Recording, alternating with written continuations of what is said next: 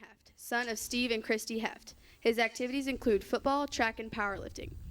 In Aaron's spare time, he enjoys playing football or lifting weights. Aaron's favorite high school memory is his sophomore football season. To the underclassmen, he says, "Buckle down."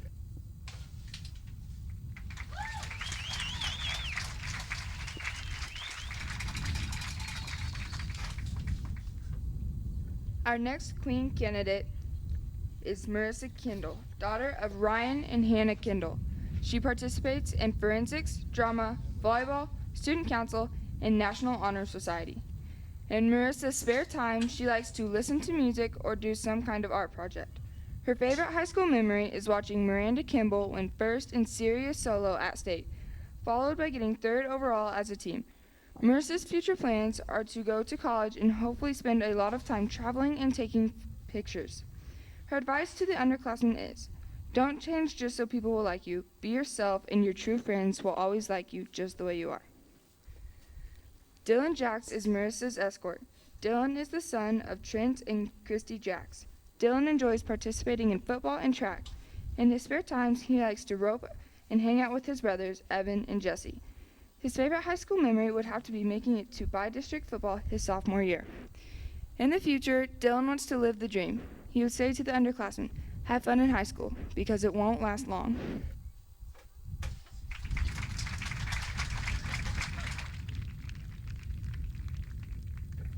Our final Queen candidate for tonight is Aubrey Vandenhoek, daughter of Randy and Logan Vandenhoek. Aubrey's activities include forensics, drama, select choir, and National Honor Society.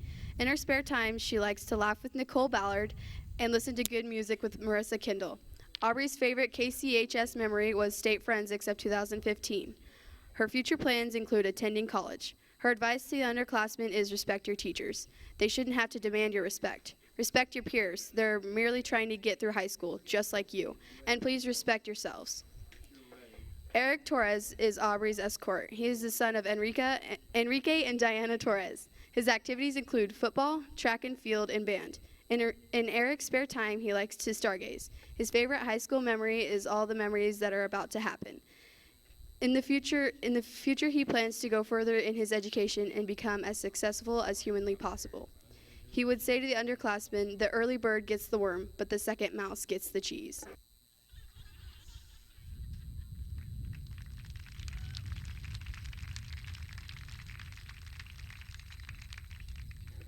Our lovely flower girl this evening is Hannah Haverstadt, daughter of Joel and Elena Haverstadt. Hannah's favorite color is orange, and a giraffe is her favorite animal. Her favorite food is raisins, and when she grows up, she wants to be a veterinarian. Javen Oberly is our crown bearer tonight. He is the son of Scott and Arlene Oberly. Javen's favorite color is also orange. Dinosaurs are his favorite animal, and his favorite food is a peanut butter and jelly sandwich. When Javen grows up, he wants to be a veterinarian too.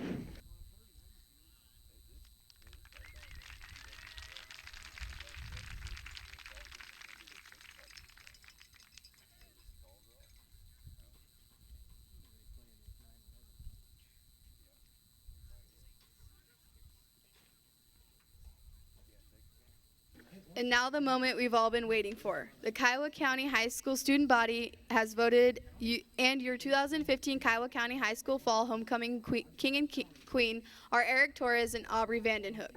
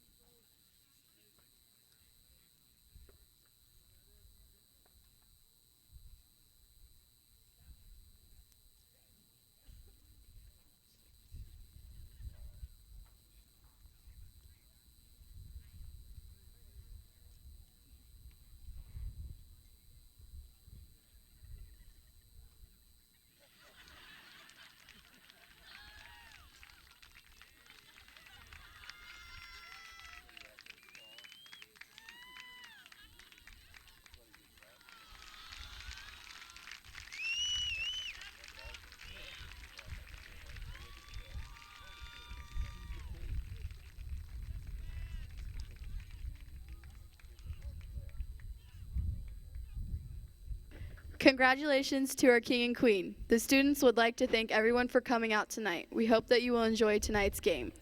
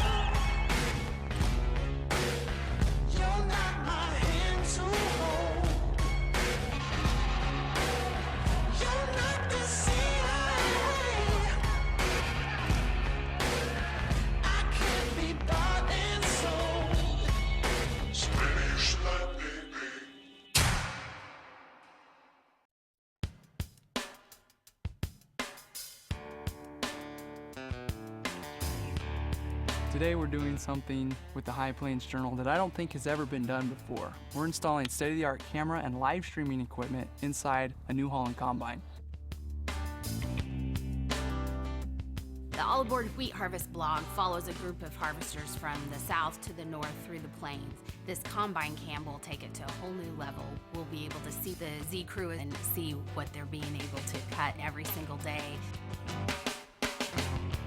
So we're excited to partner with the High Plains Journal to continue to empower organizations through quality multimedia technology.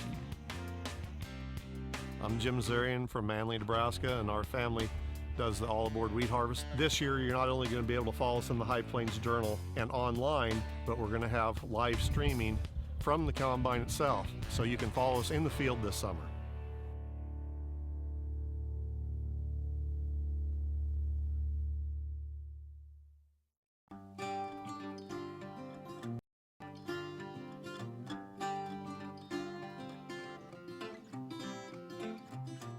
BTI is a fourth generation John Deere dealership.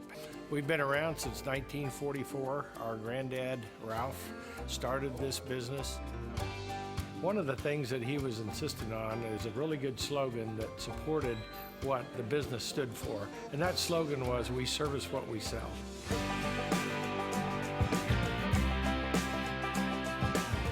Anything that we are going to sell to our customers, we have to make sure that we have the right service in place to take care of the products. We have a lot of in-field service trucks, so that if something goes down, a farmer has a breakdown in the field, or a cutter, some kind of operator, we can get there quickly and get them back up and running. If it's a bigger repair, we can get them into our shops with large overhead cranes and take care of things very quickly as well.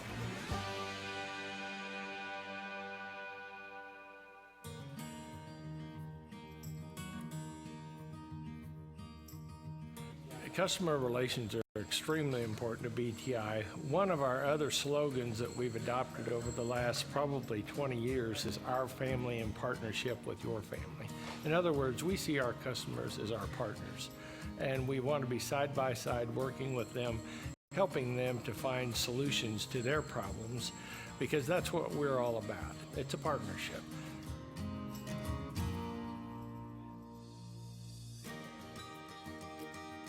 Agriculture today is such a dynamic market. Prices are moving, the input costs are fluctuating, equipment costs, all of these things add up to where it's a lot of uncertainty for the farmers of today.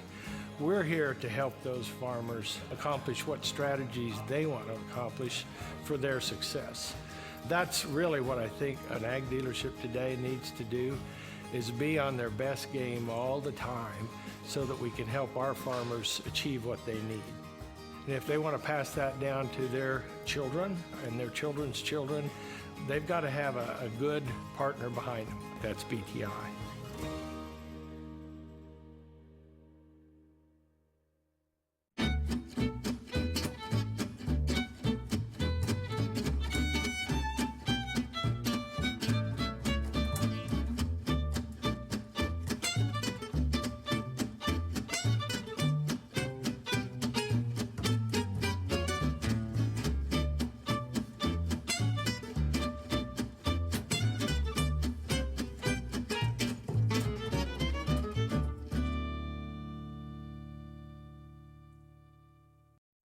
Digital applications classes at Kiowa County High School have gone through some exciting changes during the past few years.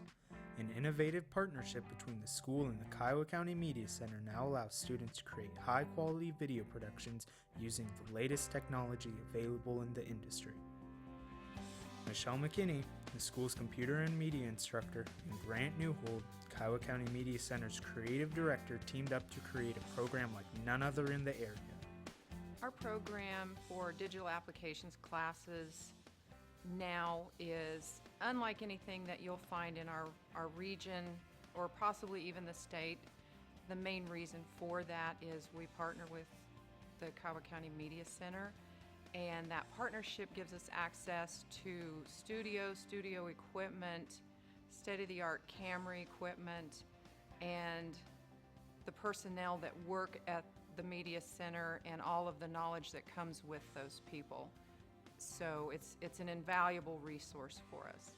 We begin by learning the basic fundamentals of video production, aspect ratio, proper resolution, as well as effective video framing and composition techniques are a few important elements discussed. We also learn how to capture the best lighting and audio possible. Use of important planning tools of the industry such as storyboards, scripting, and shot lists are also addressed during this part of the class. Finally, camera and tripod setup, use, and care round out the introductory section of our classes. The pre-production phase of a project requires us to address several necessary elements of all successful productions, considering the project's purpose and audience are always the beginning point. Good use of audio is crucial to a successful video production. Whether we choose a scripted production or go with a voiceover, we must make sure the audio is the best it can be. When all elements have been properly planned, video and audio recording can begin. After the pre-production phase, it's time to put it all together using video editing software. We use Adobe Premiere Pro. It's the industry standard in video editing software. Learning effective use of this software's many features helps to improve the flow and storytelling power of each production. So, with the students learning Adobe Premiere, whether they choose video production as a career path or not, is still very viable because digital media is exploding. And the more knowledge they have in that area, especially specific programs like Adobe that is industry standard, makes them more employable in the future in whatever area they choose as a profession. Studio and live event production are two other areas we get the opportunity to participate in. The Media Center houses a production studio used to pre-record advertisements and various types of programs. The center also provides live event coverage of all high school varsity home sporting events hosted at Kiowa County High School. Our class learns how to set up and connect the equipment needed for the production of the events. Wiring, camera and mic placements, and creating graphics are just a part of what happens during setup. Once the broadcast begins, we can help by operating cameras, running the video switcher, replay machine, graphics machine, audio console, and even be the director. As the class has taken shape and grown, so have the opportunities. Recently, Kiowa County High School and the Kiowa County Media Center have joined forces with Hutchinson Community College. The result is college credit for any of the 3 courses we can take while still in high school. Digital applications courses and the added college credit really give us an edge in this digital age of technology and communication. Even if we don't pursue this career path, we have learned valuable skills we can use in many other ways. If we do plan to continue our education in the video production and broadcasting field, these classes can help jumpstart an awesome career.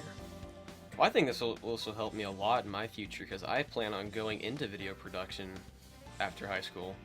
It's what I love to do, and this will help me get there. For more information, visit kwksmedia.org and follow the education link. From there, you can watch some of our productions and learn more about the exciting partnership between USD 422 and the Kiowa County Media Center.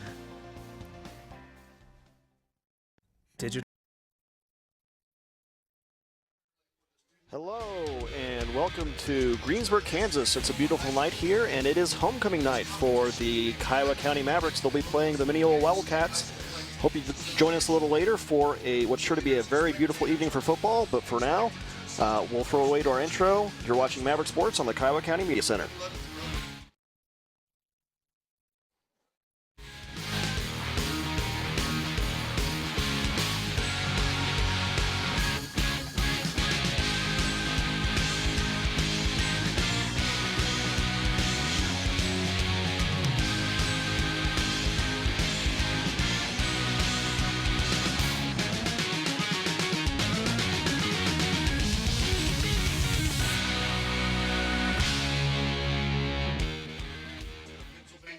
welcome back. And we would like to toss it over to the PA system for our national anthem. Take control of the plane from the hijackers.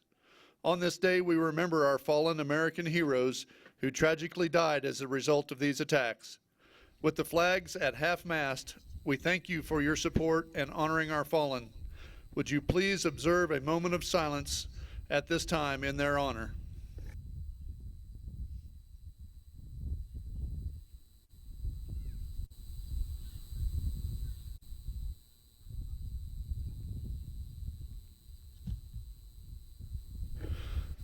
Thank you. Now would you please remain standing for the playing of our national anthem by the Kiowa County Band under the direction of Claire Mullender.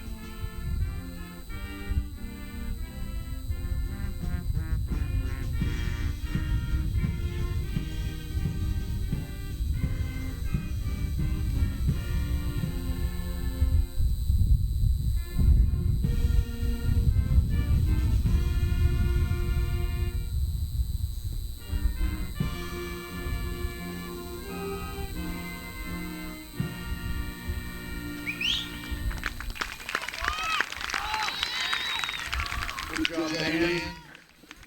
Now I'd like to introduce our visitors, the Minneola Wildcats. Number 4, 6'4", 190-pound senior Landon Walker. Number 20, 6 foot, 165-pound senior Cody Berger. Number 21, 6'2", 225-pound junior Lee Schrader. Number 22, 6 foot, 200-pound soft junior Ethan Schneeweiss. Number 32, 6 foot, 190-pound junior Jesse Pinkerton. Number 44, 6 foot, 5 inch, 245-pound junior Chris Tamont. Number 45, 6 foot, 185-pound junior Nathan Leese. Number 74, 6 foot, 1, 245-pound junior Wyatt Williams. Wildcats are coached by Rego Hahn, Brad Crump, Randy Schumott, James Timot.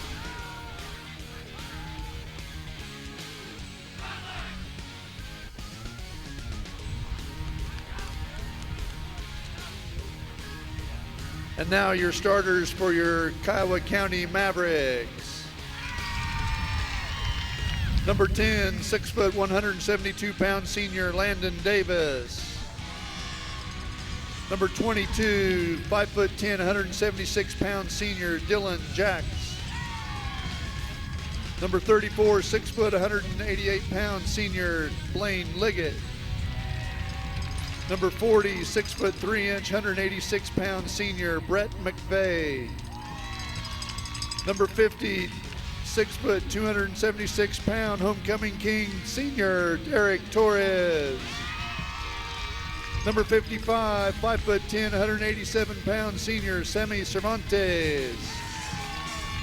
Number 57, 5'9", 273-pound junior Franco Holguin. At number 58, 6 foot, 289-pound senior Aaron Heft. Mavericks are coached by Clint Young, Peter Kern, and Steve Heft. Good luck to both teams. And welcome back. We are just moments away from kickoff here in this game between the Kiowa County Mavericks and the Minneola Wildcats. Now these two teams come into this game having very different experiences in their first game of the week. The Minneola Wildcats had a fairly easy time beating the Fowler Gold Bugs by a score of 56-6. whereas the Mavericks had a tough loss against Hodgman County to 50-14, although for a lot of that game it was closer than that score indicated. That's absolutely correct, Matt. The Mavericks did a really, really good job for the first 3 quarters, keeping it close. They were within a touchdown for the first portion of the game. It wasn't until the fourth quarter where I think the Hodgman County guys just really wore them down. Mavericks started to get tired, and that was the end of the game. Yeah, Mavericks showed quite a bit of resiliency the first 2.5, 3 quarters of that game. Had a very nice goal line defensive stand to finish out the first half to just keep the game within 1 score. But as you pointed out, just the game got a little bit out of hand there in the fourth quarter. Also have to give a lot of credit to a very good Hodgman County team who, again, could do a lot of damage not only through the ground. Nuss had a great game running the ball, but also Solomons, their quarterback, could air it out pretty well as well. Yeah, they really stretched the Maverick defense in the passing game, and that's something that the Mavericks are really going to have to work on this game if they want to stay in it.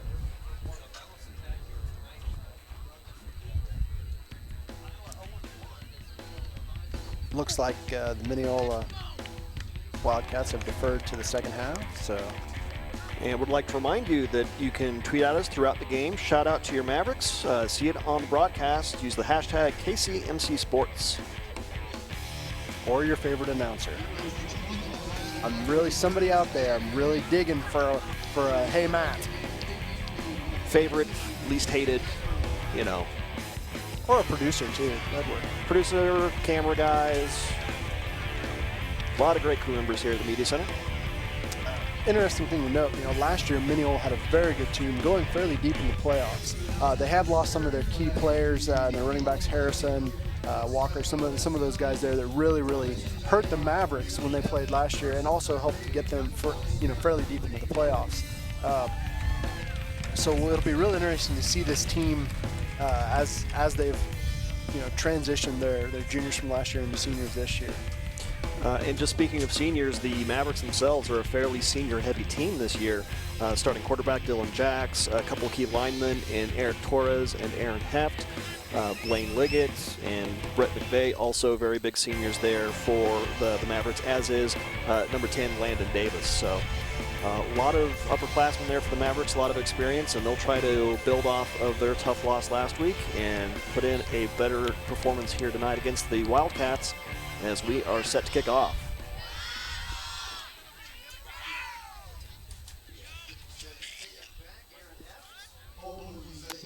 Holguin will be kicking for the Mavericks. And short kick. That's an onside kick. We'll see who recovers that. Sideline indicates it's the Mavericks, and so do the officials. Awesome. What a way to start the game. What a way to start the game. Great momentum and great field position to start the game here for the Mavericks. So their offensive set will come in and try to build off that success on special teams.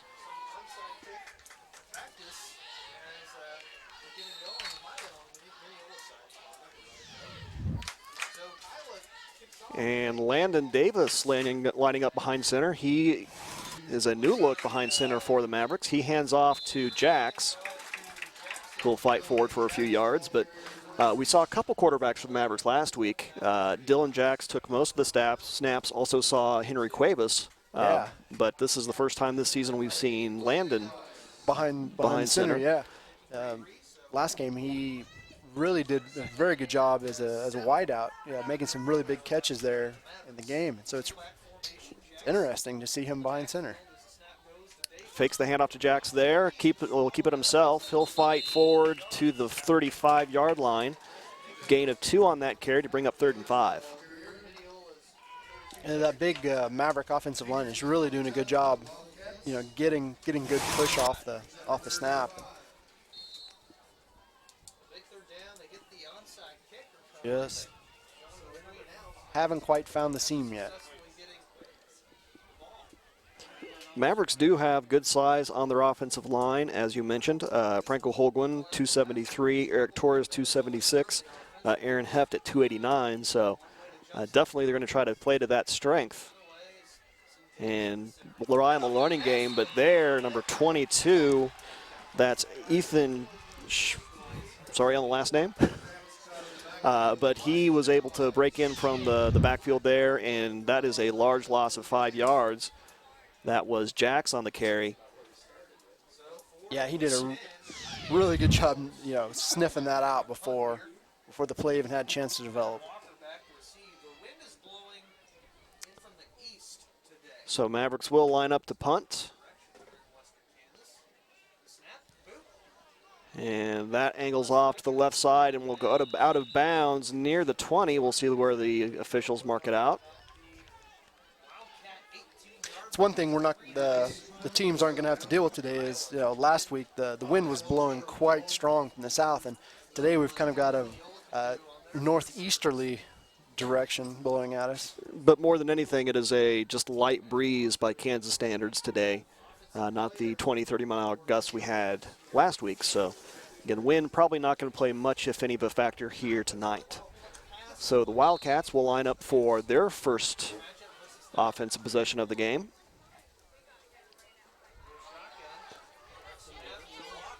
And that is Landon Walker on the quarterback keeper up the middle. He'll bring the ball out to the 25. So that'll bring up 2nd and 7 for the Wildcats.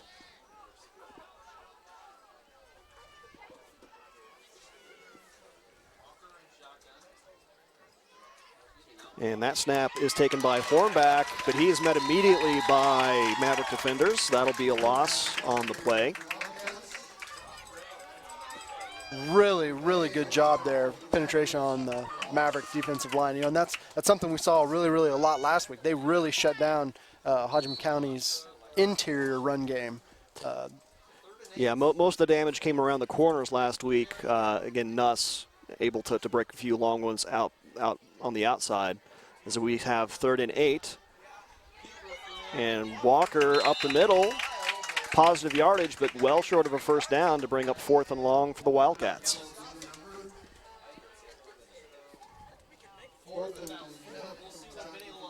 Call it 4th and a long 4. And the Wildcats will line up to punt, and Jax will be back to receive for the Mavericks.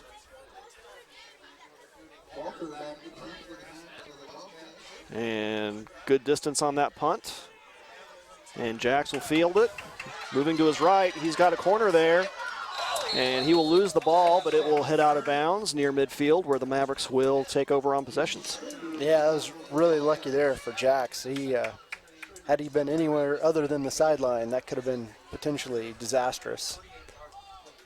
And Mavericks' second possession will start pretty much the exact same spot that their first did at their own 38, right around midfield. So far, Mavericks definitely winning the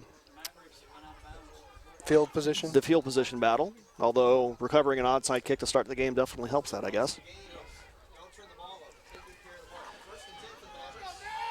And Davis still behind center, hands it off to Jax.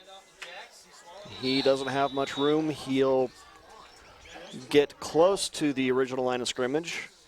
Called a loss of 1 on that play. That tackle was made by Cody Berger. So 2nd and 11.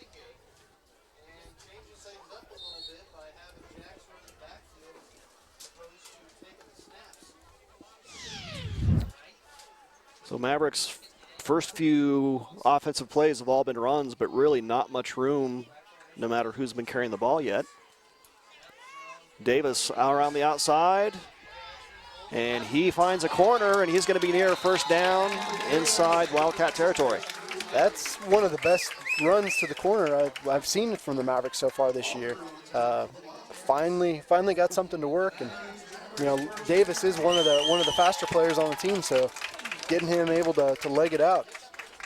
Gain of 12 on that carry for Davis. That is indeed good enough for a first down. So 1st and 10 for the Mavericks at the Wildcat 31.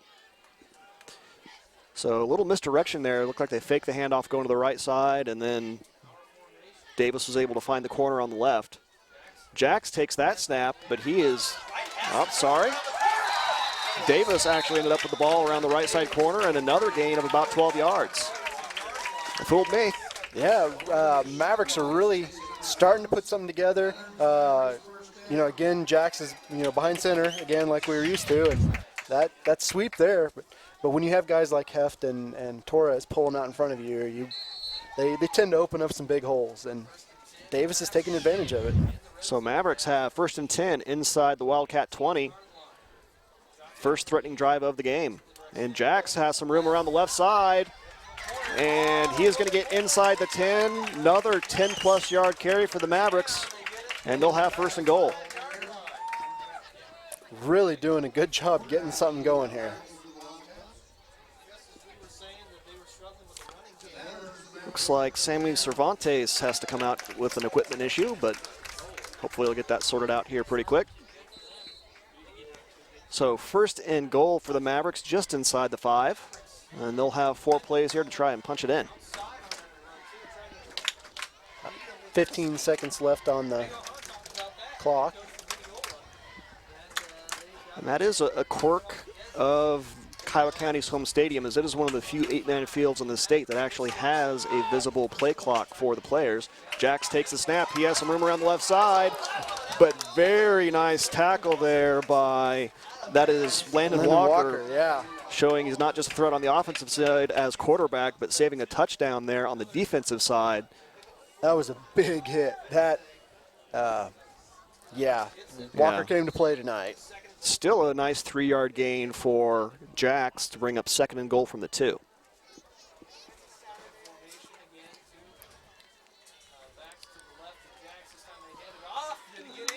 And that handoff goes. Yep, Landon Davis. That is a gain of 1. But call it 1.5. He's at the inch line. So Mavericks will have 3rd and goal from just a few inches out. See if they can ride that front offensive line and get a good push and punch it in here. It's not going to take much, but Mavericks have had issues here tonight so far running the ball up the middle. Davis is going to take the snap. And he stayed on his feet, but the whistle, they blew the whistle for lack of forward progress. And really, I think that was a fairly quick whistle. He was still moving. They blew the whistle on He contact. more bounced back than was stopped. Yeah. But That whistle's was, a whistle, and Mavericks are facing 4th and goal. That was... but definitely a quick whistle, but by the same token, the referees are trying to protect the players. Exactly. That's exactly where I was going with that. And Mavericks are going to call a timeout, facing this 4th and goal. So we'll take a quick break as Mavericks discuss strategy. You're watching Maverick Sports on the Kiowa County Media Center.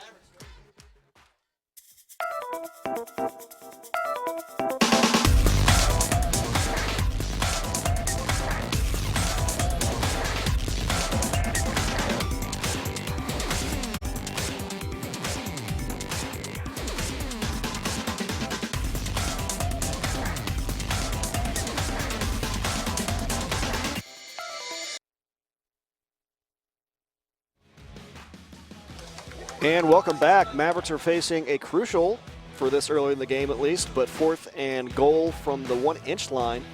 Had a nice drive going here so far here with about 6 minutes to play in the first quarter. 1st and goal from the 5 is how this set of downs started. But 3 straight plays, some nice defensive efforts by the Wildcats have the Mavericks facing 4th and goal. Big 4th down play here. And that will not help the Mavericks.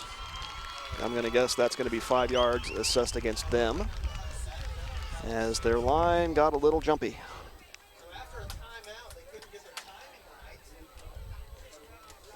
So that's a potentially very big penalty against the Mavericks. Although to be fair, the Mavericks have shown more success with a little room to play with rather than the only people that didn't move were the center and the quarterback. So you almost wonder if they weren't trying to give them some cushion to be able to. Davis back to pass, but he is going to be sacked. Yep. 6-yard loss. So very nice defensive series there at the end for the Wildcats, and a big shift in momentum. So instead of a Maverick score, the Wildcats will take over 1st and 10 from their own 11. Yeah, they got a little fancy there and trying to hit Heft, it looked like, in the end zone. And also need to credit, that's almost a secondary sack for the Wildcats.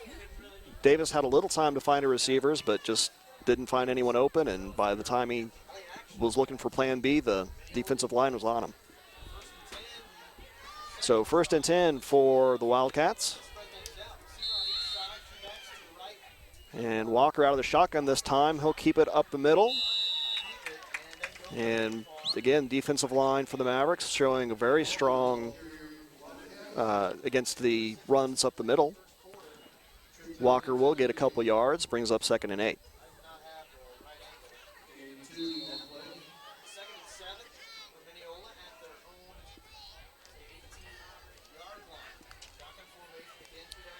Walker again out of the shotgun. This time he'll keep it up the middle again to his right. Few more yards there, but he'll be met by Landon Davis. And once again, a whistle. This time saves a potential fumble. But I would say that's probably a little more appropriate as far as time-wise. Walker had been stopped for a while. He'll gain about 4 on that carry, brings up 3rd and 4.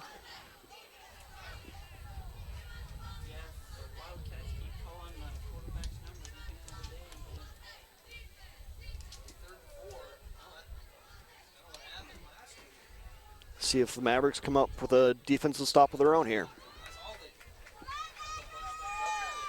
Walker again out of the shotgun, again running to his right. And he is going to get the 1st down, but there is a flag down in the Wildcat backfield. Usually not a good sign for the offense. Yeah, you gotta think that that's a blocking penalty on the Wildcats.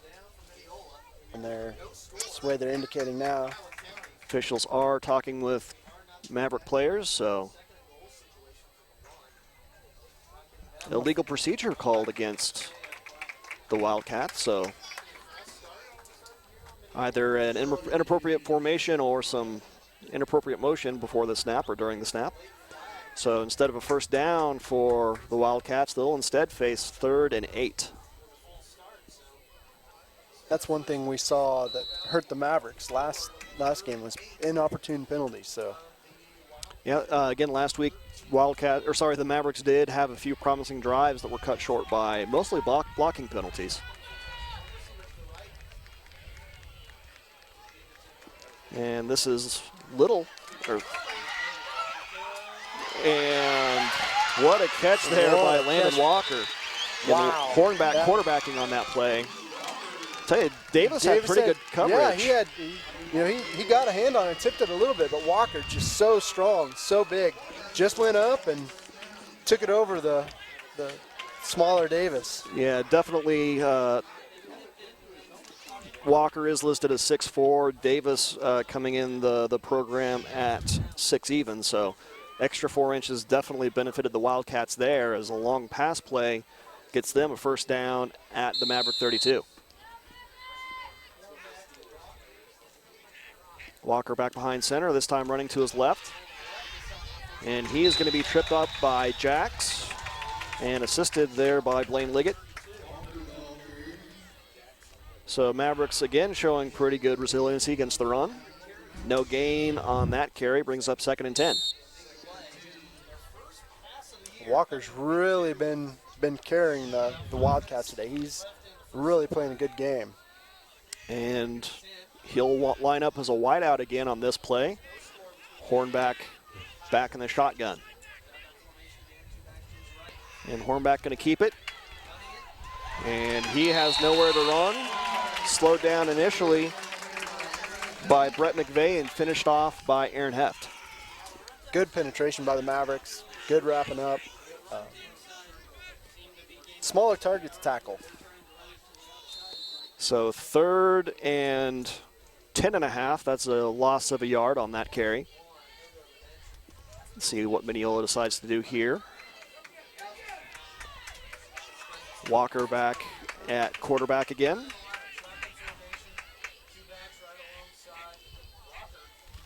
Walker going to keep it around his right, and he gets through the first line of defenders, but he is going to be brought down before getting enough yards for a first down. He'll get down inside 25 to the 24, where will bring up 4th and 2. So another big 4th down here deep inside the opponent's territory. We'll see if the Mavericks can get the turnover on downs just like the Wildcats did on the Mavericks' last possession.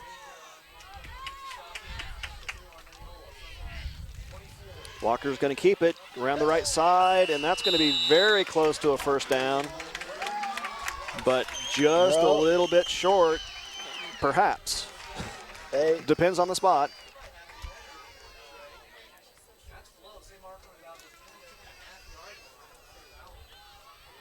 Very close. And it's just going to be a little short. They're not going to measure, so Mavericks D holds firm, and they'll take back over on offense. Good defensive stop for the Mavericks. Walker's definitely the guy to watch out for this game.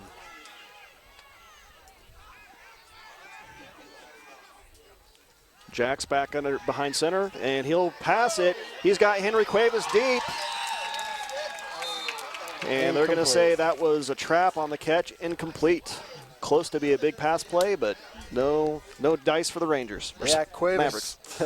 Cuevas had nobody within 10 yards of him. That pass was just quite a bit underthrown by Jackson. Cuevas had to come back and didn't make the catch. Nice replay there. You can see the ball just did get out of the reach of Cuevas, so 2nd and 10 here.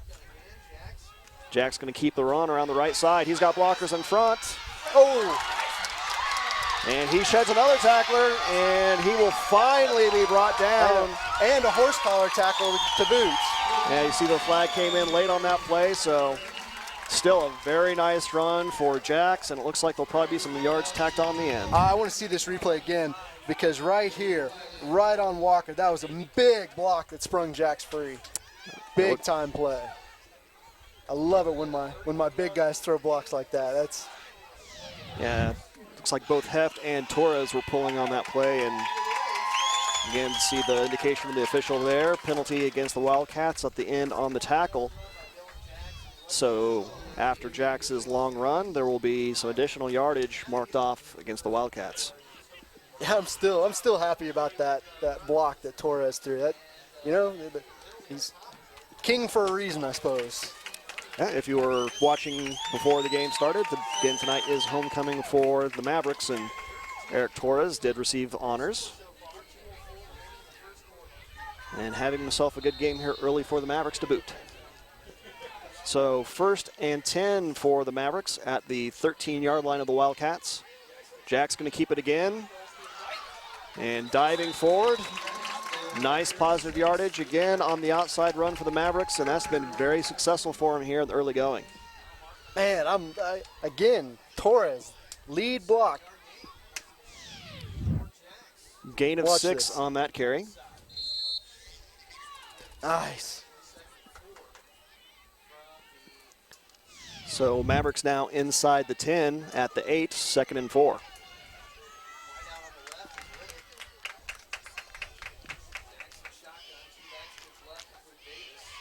And handoff goes to Davis up the middle. And loses the football, but that is recovered by Torres. I'm not sure if they called him down before the fumble or not. Yeah, it looks like they did. So give Davis 3 yards on that carry to bring up 3rd and a short 2.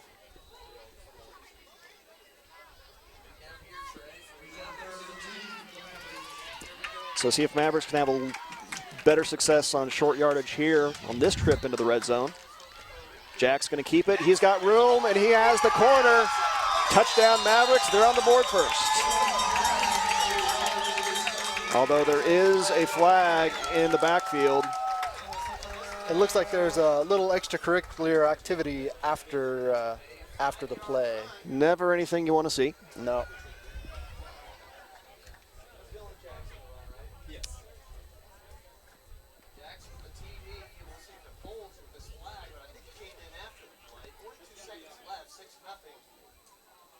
Unsportsmanlike on Minneola.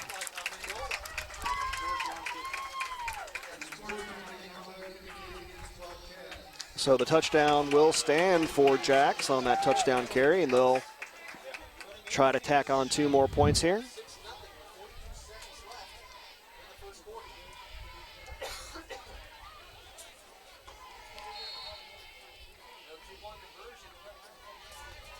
Jacks takes the snap, running to his right, back to pass now, and just out of the reach of Aaron Heft.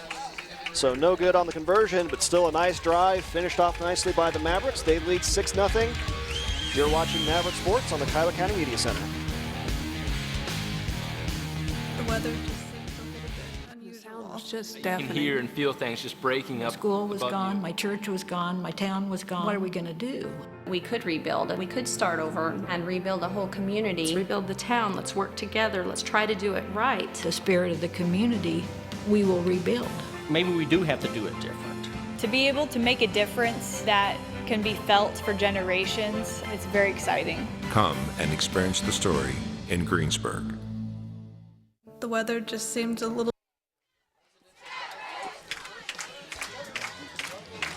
And welcome back, as the Mavericks just took their first lead of this 2015 football season. Nice running plays, mostly courtesy of Dylan Jacks, but more than anything also courtesy of some nice blocks by Aaron Heft and Eric Torres. And just a reminder, there was an unsportsmanlike penalty called against the Wildcats on the touchdown run, so Mavericks will get to kick off inside Minneola territory at the 35.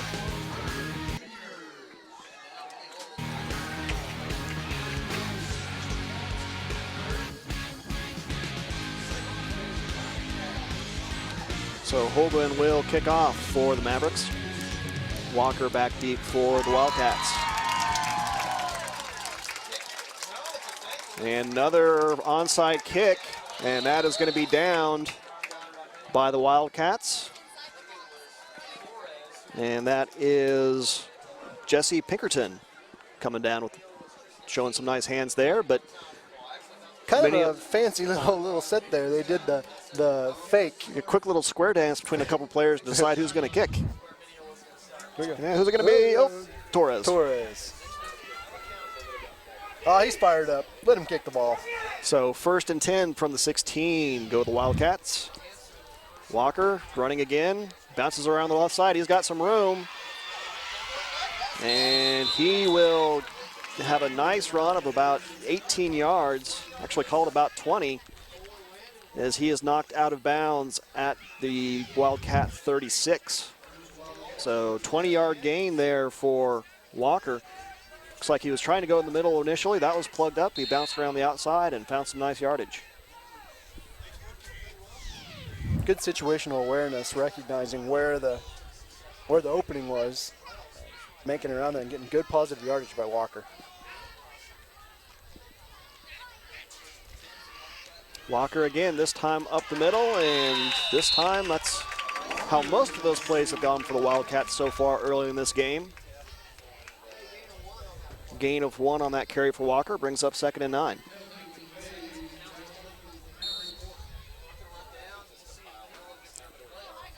And that should be the last play of this quarter. And the clock will indeed wind down. Hope you join us for the second quarter. You're watching Maverick Sports on the Kiowa County Media Center.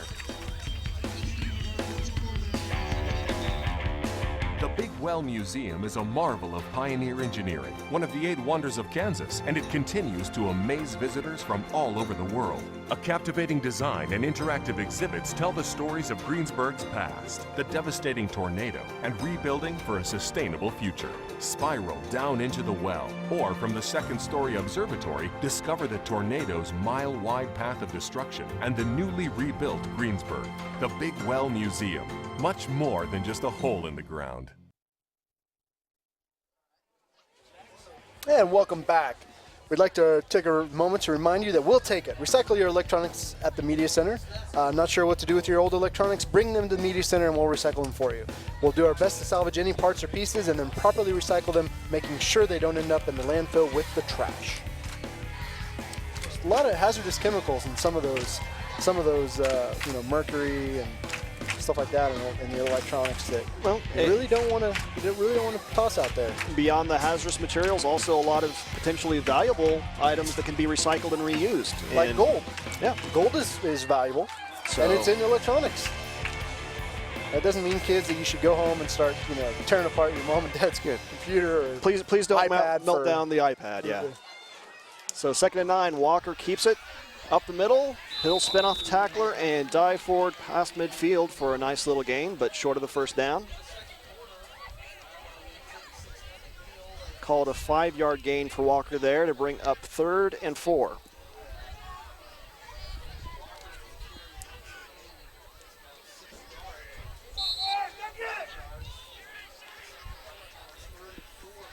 Walker again out of the shotgun. Back to pass this time. He was looking for Cody Berger, but just overthrew him. Yeah, the wind at his back. Such as it is. So incompletion there brings up 4th and 4. Another big play for the Mavericks. Let's see if Torres is trying to get the crowd into it. So 4th and 4 here. Wildcats will go for it inside Maverick territory. Walker's going to keep it, and he's probably going to have enough. He kind of dove forward, and yep. Yeah, he got it by about the length of the football. Good run by Walker. Needed 4 yards. He got 4 and a 10th. Good enough for a first down. You only need the nose of the football. That's all you need. So 1st and 10 with a new set of chains for the Wildcats. Walker again behind center. Once again, he's going to keep it. And once again, running up the middle, he has no room whatsoever. As Brett McVeigh, principal on that tackle.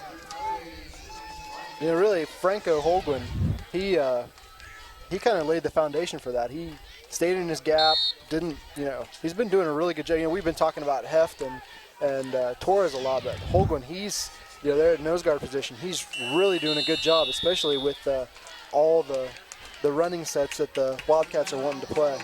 Wildcats want to talk strategy. We'll take a break. You're watching Maverick Sports on the Kiowa County Media Center. What is Rotary? Rotary is working together with common values and vision. Rotary is worldwide to eradicate polio, dig clean water wells, and save lives. Together, Rotarians grow local economies like ours, right here in Kiowa County. Rotary activities bring leaders together to combine resources for community success. You can be a part of the big picture. Support Rotary projects here and abroad. Join us. Place service over self. Together in Rotary.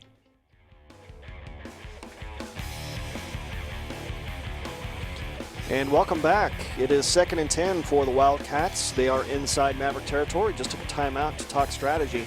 They trail by a score of 6-0 with just under 11 minutes to play here in the first half. Really good ball game so far. Very good ball game.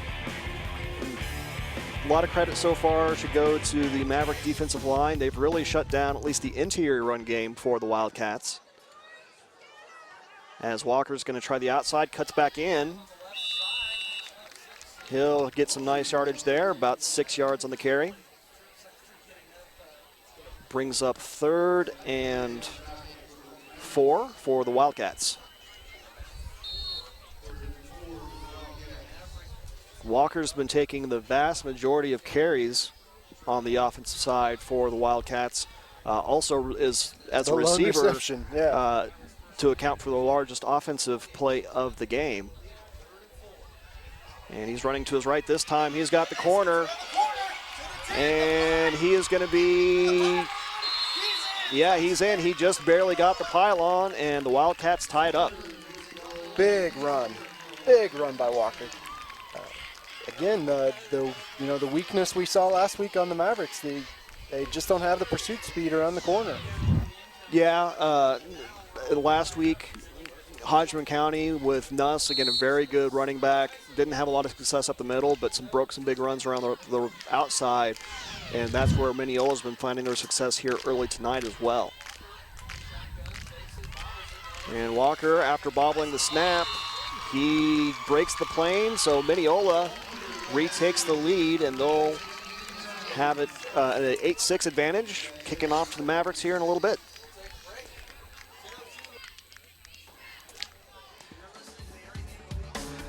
So we'll take a break here. You're watching Maverick Sports on the Kiowa County Media Center. Kiowa County Impact Video Production Committee encourages you to practice the KC Big Three. At Kiowa County, we treat others right. By helping others up. By encouraging each other. By patting players on the back and showing good sportsmanship. At Kiowa County, we make smart decisions. By respecting the officials. By keeping our cool. And by listening to the coach. At Kiowa County, we maximize our potential. By practicing on our own time. And by always giving 100%. And welcome back. We'd like to remind everyone that you can connect with us, like the Media Center on Facebook for updated reminders about our live stream events. So Minneola finding their first sustained offensive success of this game. Largely again on the back of Landon Walker with a nice long run around the outside, and that's something the Mavericks are really going to have to try and contain tonight.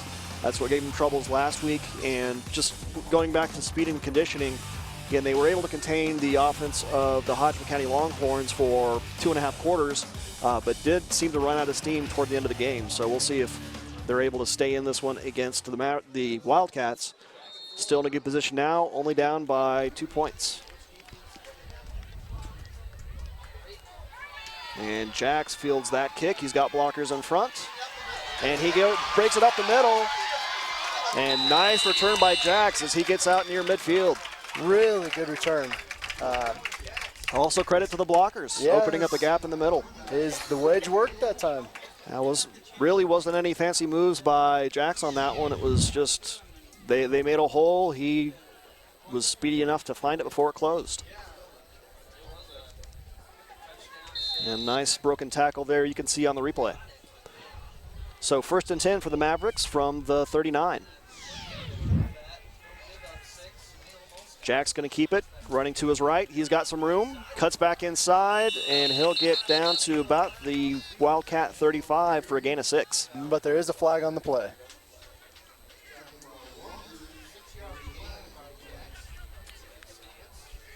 Like it's a blocking penalty. It is a hold indicated against the Mavericks.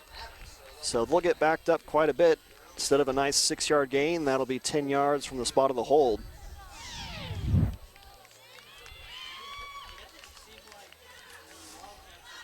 And that will bring up 1st and 18.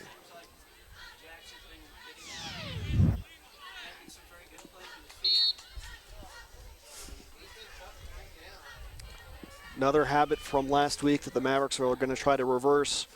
Again, penalties ended a couple drives prematurely last week, and again, not a good sign that's happened here on this drive.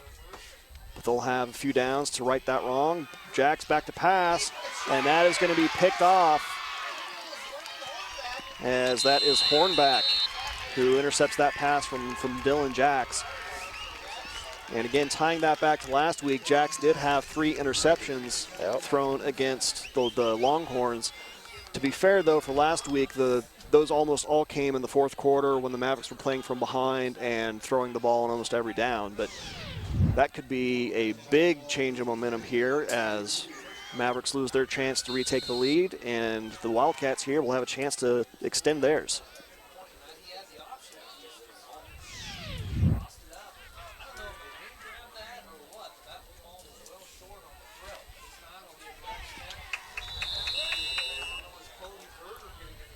And that is Cody Berger on the carry.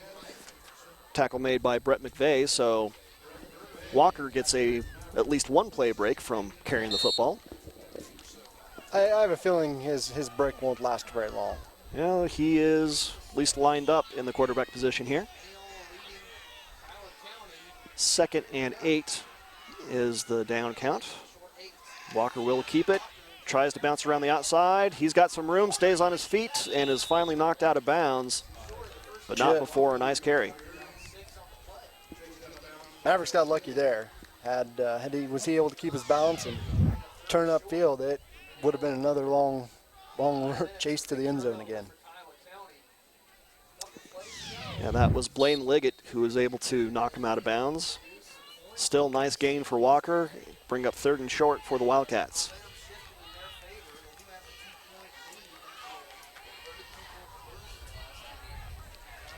And Berger is going to take this snap, and he is going to be short of a first down. Nice tackle by Jax. Tackled by Ethan Schneeweiss. Jax. Sorry. I was looking at the wrong side, Dylan Jax. Wrong 22. I'm just confused all night tonight, aren't I? So 4th and 2 after that run for no gain. And they are right around midfield, so they will go for it. Walker behind center, going to keep it up the middle. And second effort, looks like he's going to have the first down. Yep. Really got good penetration from his offensive line. And Walker's tough to stop. Big kid, runs downhill. I like it. So 3 yards on that carry for Walker. Brings up 1st and 10 for the Wildcats from the Maverick 35.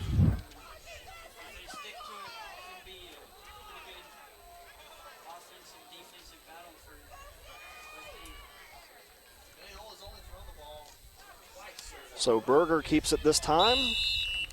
It's a pretty consistent result of Berger's carries. Is he's good for about 3 yards every time. That'll get you close. Yeah. 3rd down. Keeping the ball moving in the right direction. So 2nd and 7 after that 3-yard gain from Berger.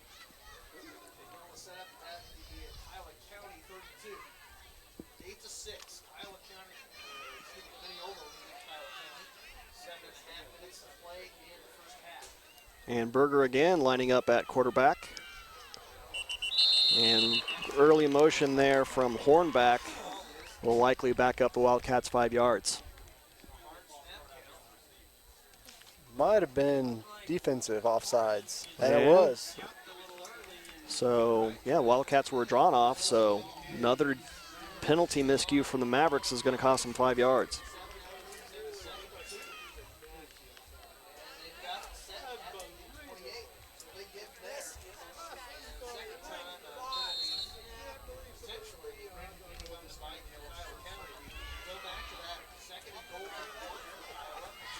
Berger back, quarterbacking again. He's going to keep it around the left side. He's got positive yardage, still on his feet. And he is going to duck around the official for a touchdown run. That was very good use of the obstacles in the field. Yes. He basically turned the official into another blocker, which is perfectly legal. Yeah, well, more going to credit the official, just kind of stayed put. More of a screen, basketball screen, but still got between the defenders and Berger finds himself in the end zone. So the Wildcats do extend their lead without Walker in the offensive set. He's back in for the extra point, running to his left, and no good as he is stopped just short of the goal line, so Mavericks able to deny the extra point. But they are trailing by 8 points now, down 14-6. You're watching Maverick Sports on the Kiowa County Media Center. Southern Plains Co-op in Greensburg is proud to offer Bayer Crop Science crop protection products. Chewing bugs, fungal diseases, and grasses needlessly kill or drastically limit corn and soybean production each year. Innovative Bayer Crop Science products control these unwanted intruders. That means increased yields for more grain in the bin at harvest. Let Southern Plains Co-op protect your crops with Bayer Crop Science products.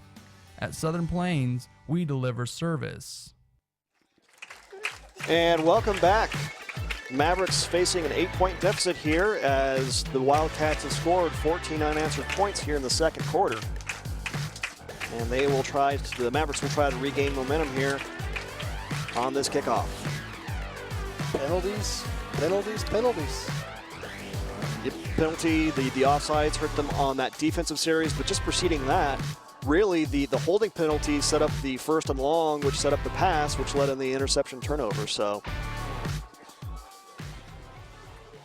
definitely want to try and limit the mistakes and make the other team beat you rather than have your own mistakes beat yourself. Another deep kick here for Minneola, and Jax fields it. And not able to find a gap that time, but he still brings it out past the 20 to the 22. Yeah, Lane Hornback got in behind the wedge and caught him from behind.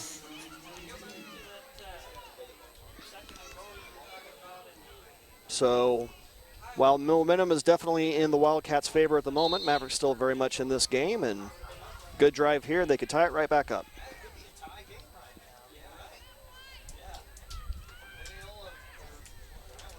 Jax keeps it around the left side. Positive yardage, dives past the 25, out to about the 27. Nice gain of about 5. You know, Mavericks are not doing a bad job moving the ball. You know, we found on their touchdown drive, or the drive preceding their touchdown drive, they did a really good job, you know, getting around the outside.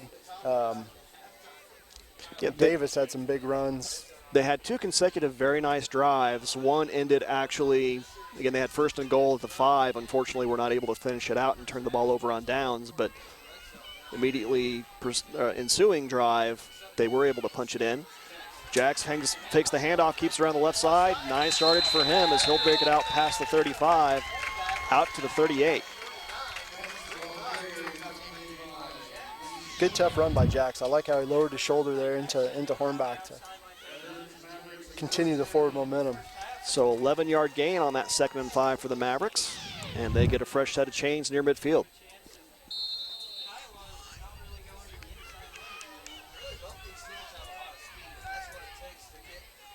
Both these teams, again, offensive success has all been coming around the outside so far in this game.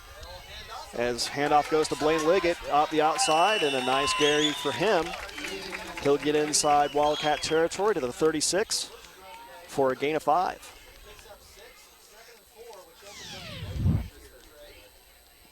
So a quick end around there for the Mavericks. Results in a nice offensive gain.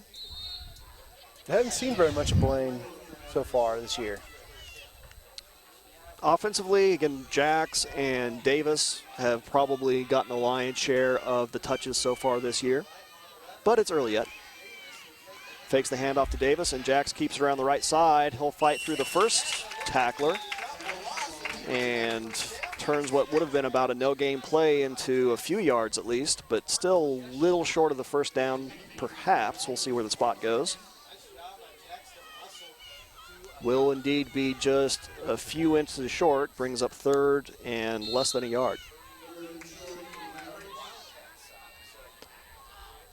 And these short yardage situations have really been where the Mavericks have struggled the most here early in this game.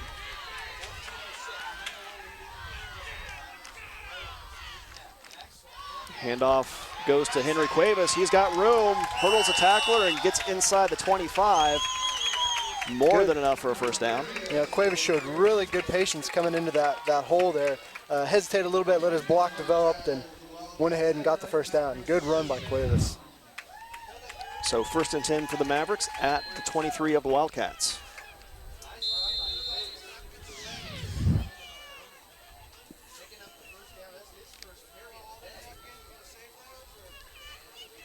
So Mavericks, offensive drive is pressing again.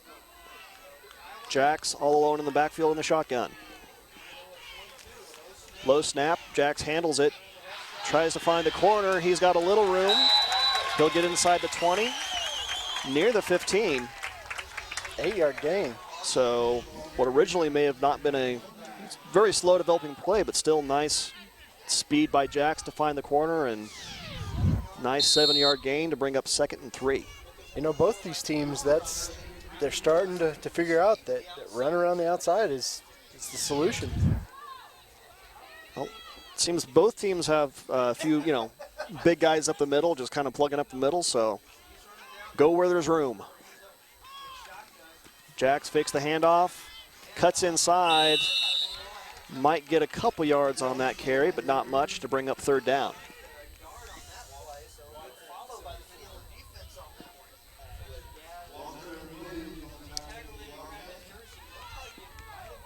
That was one where it looked like Jax was trying to find the corner, but the Minneola defenders definitely there were cutting it off, and Jax probably wisely just cut up the middle and got a yard or two that he could.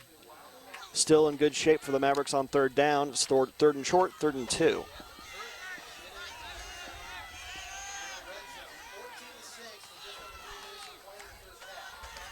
Jax fakes the handoff again, running to his left. He's got some room past the first line of defenders and inside the 10 for a first down. Big run. Real quick play.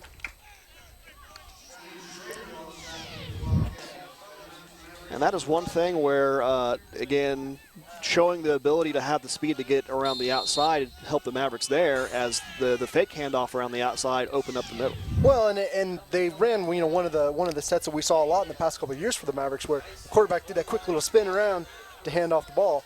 Something we hadn't seen yet at all this year. Most of it's been pretty traditional, run forward, not very fancy. But Davis gets the handoff, and Walker saves another touchdown there, able to bring down Davis, but not before he gets inside the 5 to bring up 2nd and goal. A really key block by Jax after he handed off that ball.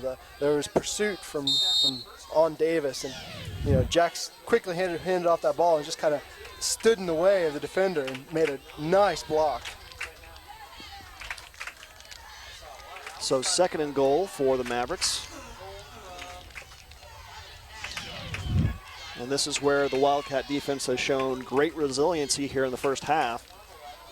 Jax, kind of a hesitation play, and he's able to find the end zone around the right side, and Mavericks, pending this extra point, could tie the game back up. And you can't run it up the middle, spread them out, you find some lanes, which Jax did. Just a great job there by Jax of following his blockers. Again, Eric Torres leading the way for him. And then when he saw the opportunity to cut in and find the end zone, he did just that. Nice block by Davis on Walker, too. So Mavericks need this to tie the game back up. Hand off to Cuevas. And he is stopped just shy of the goal line. So Wildcat D holds firm and keeps the lead, but Mavericks back within 2 points. Hope you join us for the rest of the first half. You're watching Maverick Sports on the Kiowa County Media Center.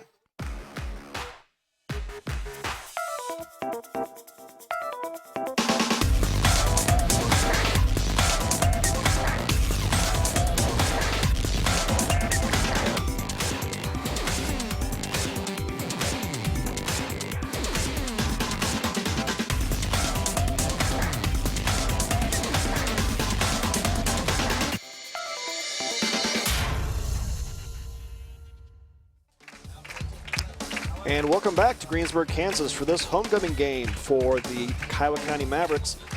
They just scored on their last drive to get within 2 points of the Minneola Wildcats, and the Wildcats will have just under 2 minutes to try and re-extend their lead.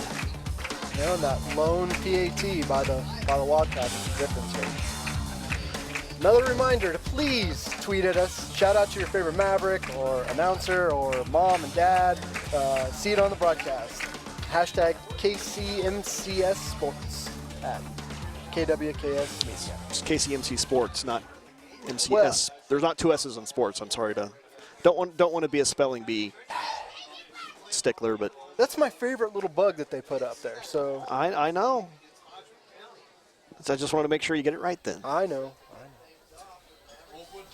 So Holguin will be kicking for the Mavericks. Potentially. Potentially. Last time it was Torres, but Holguin does give the onside kick here.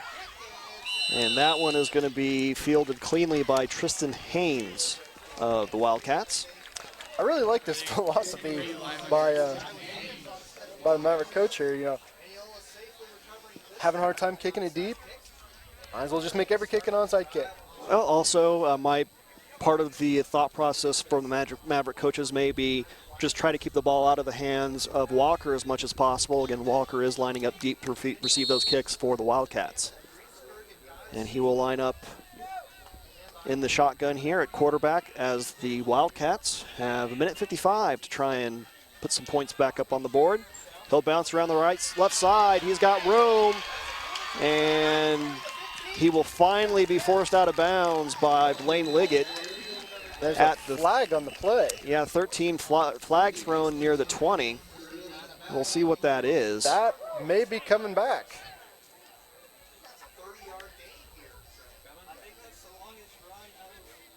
Officials are, looks like they may be talking to the Maverick players, which would indicate a penalty against the Wildcats, and Wildcats are strolling back in the wrong direction.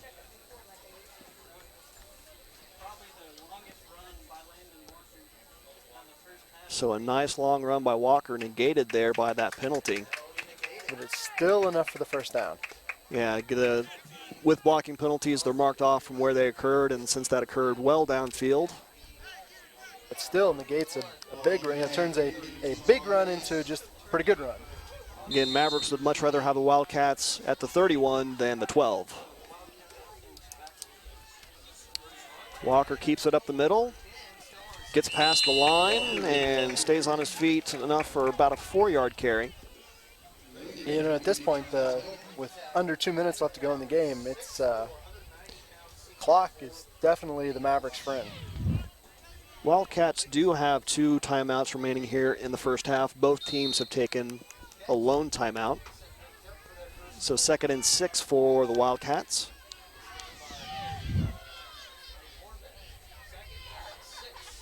Walker keeping it up the middle again, and again, not much room for him to run. He'll gain 1 on that carry to bring up 3rd and 5. Good tackle by McVeigh. And again, with ball staying in the middle of the field here, clock isn't stopping on these runs. Inside of 45 seconds to play here. As Walker will take the snap at 3rd and 5. Back to pass now. And that's going to fall incomplete. Overthrowing, that's intended for Cody Berger. Mavericks had 2 good defenders in Davis and number 34, Blaine Liggett. So 4th and 5 after that incompletion. 37 seconds here to play. And Mavericks again need to keep an eye on Walker, who is lined up as a wideout on this play with Berger behind center. And it looks like Minneola is going to use a timeout here, Matt. So we'll stay here with just a few seconds left to play in the half.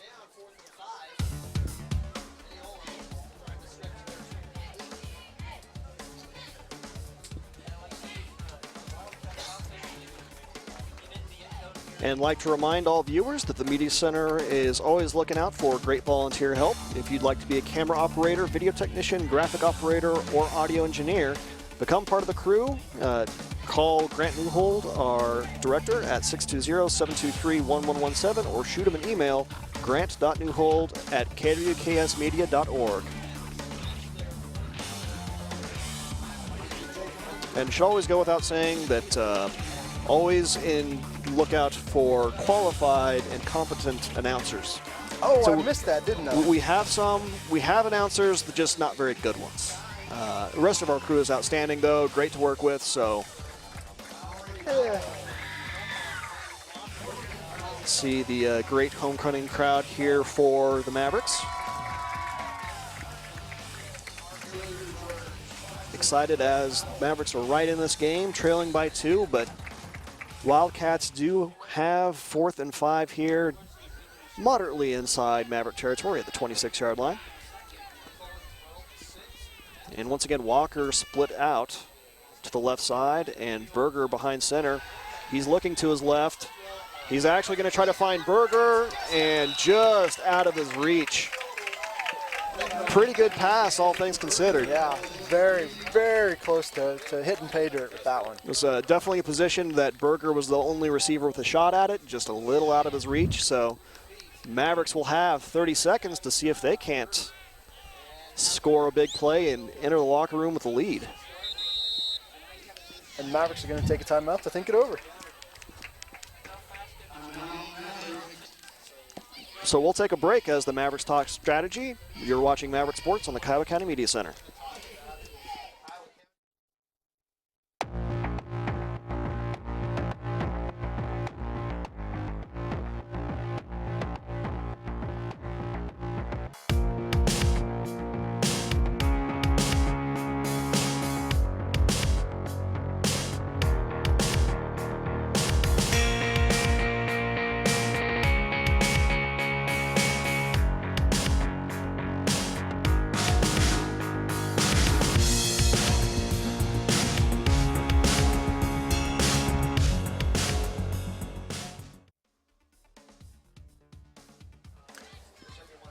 I'd like to take your attention that you can watch this game again.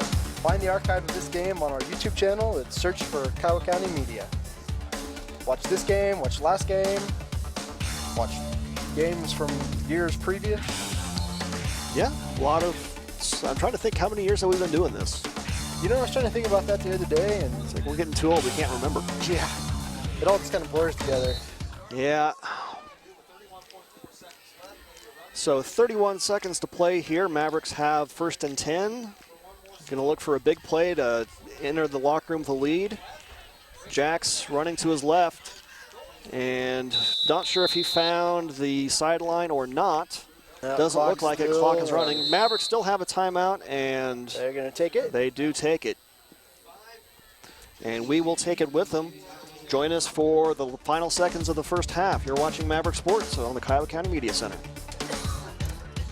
Every day, area producers rely on the employees and services at Tyree Ag. We understand that the timing of agricultural inputs is essential, and that's why we strive to provide timely and efficient services and proven reliable products you can count on. Tyree Ag offers quality aerial and ground application, precision ag services, fertilizer, seed, and a broad selection of crop protection and biostimulant products. Contact us today or visit us online.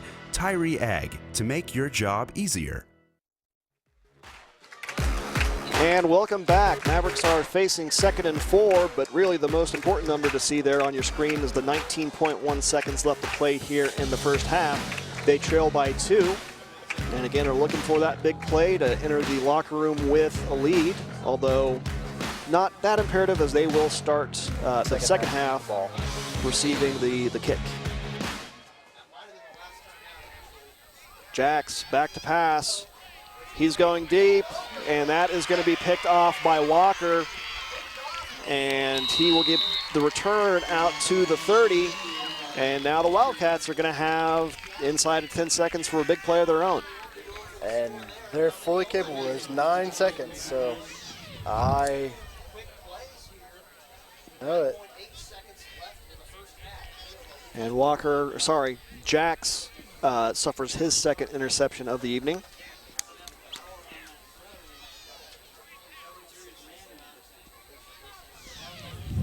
So 1st and 10 seconds to play. It's too bad if you have Jacks on your team. That's negative points on the fantasy leagues. Rough week fantasy league, yeah. Walker split out to the left, and Berger in the shotgun. He fumbles the snap, and he's going to pounce back on it. And my guess is that's how the first half is going to end. No, they're going to take their timeout. Well, I'm not sure if that's a timeout or not. Oh, it's a flag.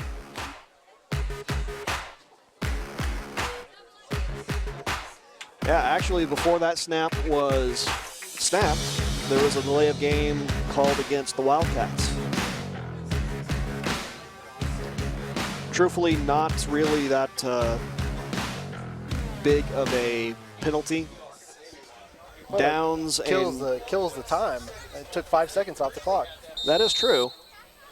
And offensive penalty means the clock starts again after the ball is respotted. So that will be how the first half ends. Been a great first half, two evenly matched teams. Minneola leads currently 14-12. Mavericks will have the ball starting the second half, though. So hope you join us for another exciting half of football. You're watching Maverick Sports on the Kiowa County Media Center. The internet has drastically changed the way we communicate. Are you keeping up with the times? The Kiowa County Media Center can connect you with viewers in markets all over the region, the state, and the world. Our technology keeps us on pace with the high demand of internet video content. Bring your audience from anywhere in the world to your wedding, conference, sporting event, concert, and much more. No one does high-quality video streaming like us. We are the Kiowa County Media Center, leading the new age of communication.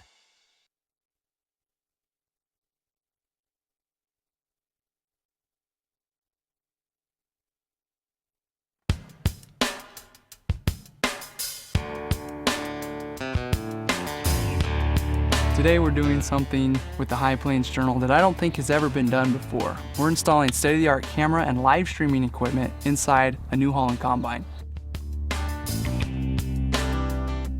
The All Aboard Wheat Harvest blog follows a group of harvesters from the south to the north through the plains.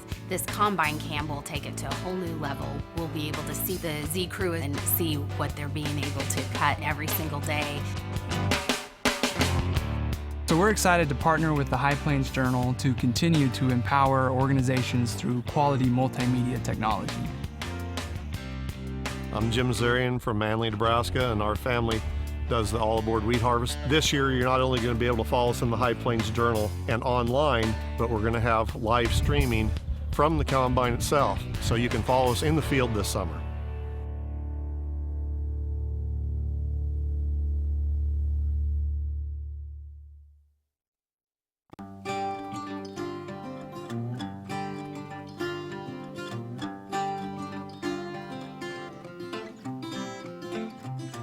PTI is a fourth-generation John Deere dealership. We've been around since 1944. Our granddad, Ralph, started this business. One of the things that he was insisting on is a really good slogan that supported what the business stood for. And that slogan was, "We service what we sell."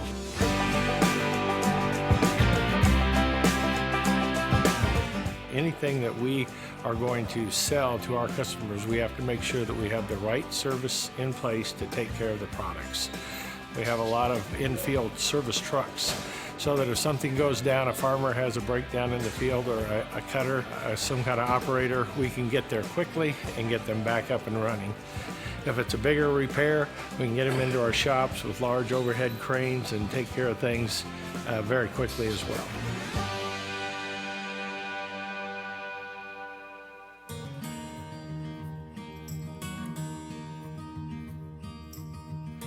Customer relations are extremely important to BTI. One of our other slogans that we've adopted over the last probably 20 years is our family in partnership with your family.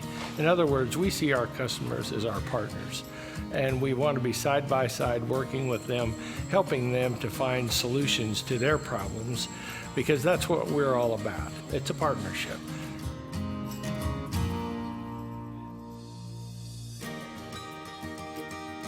Agriculture today is such a dynamic market. Prices are moving, the input costs are fluctuating, equipment costs, all of these things add up to where it's a lot of uncertainty for the farmers of today. We're here to help those farmers accomplish what strategies they want to accomplish for their success. That's really what I think an ag dealership today needs to do, is be on their best game all the time, so that we can help our farmers achieve what they need. And if they want to pass that down to their children and their children's children, they've got to have a good partner behind them. That's BTI.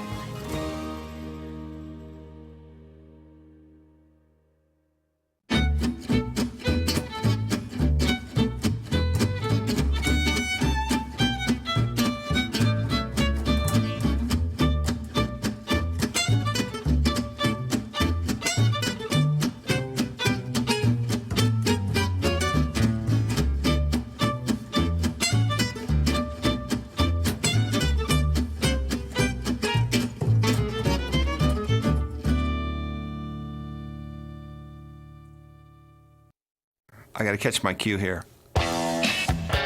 Take 3 from the top. Hi, Matt Dighton here, the guy responsible for creating duck salt. I would like to share with you briefly about what duck salt is and how it can be used. When living in my FEMA trailer after the Greensburg EF5 tornado, I needed a hobby. So in the evenings, I'd experiment with other brands of seasoning and spices. And a little bit more. Okay, and stop. Soon I was passing out small samples of what I ended up calling duck salt. Why name it duck salt, people ask. Well, directly after the Greensburg tornado, duct tape was very handy and used on many things. So why not call this new handy seasoning duck salt? It's a handy seasoning that adds flavor to all types of food, from grilling your favorite meats to adding duck salt to cottage cheese and even cantaloupe. It's also MSG free and low in sodium. Right here where I say, where do you buy duck salt? Yeah. Okay, all right, here we go. Where do you buy duck salt? Contact your local high school and see if they need a fundraiser for a special project, such as a sports team, band trip, or even the debate club. Fire departments and Relay for Life teams from across the central United States have sold duck salt to help with their needs and even fight cancer. For more information on how, go to facebook.com. Whatever your needs are to raise money, duck salt can help. You can also find information out on our Facebook page on who you can order duck salt from at this time. The community of Greensburg was given so much from complete strangers after our horrific event that my goal with duck salt and our future products is to help others. A simple gesture of what we call paying it forward. Please contact me for any questions you may have, and I honestly thank you for your support to pay it forward. That's Matt at ducksalt.com. Do we roll it again?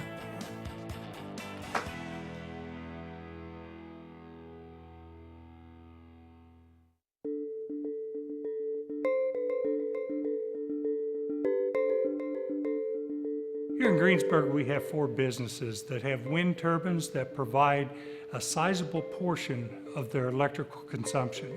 Everything in this facility is electric. We don't run off of any gas, and that electricity is supplemented with the 2 wind turbines we have, and in turn that electricity helps to go take care of the patients.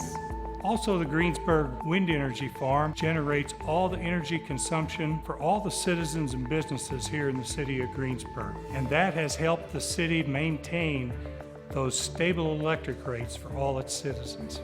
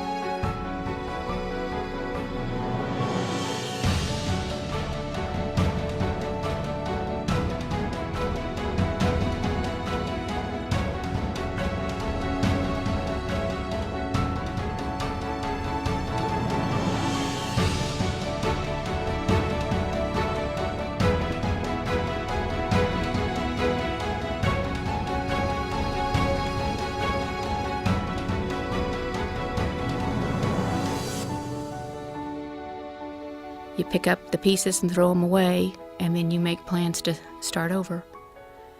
Oh my, so much has changed as a result of it. You know, I think it built bonds between people.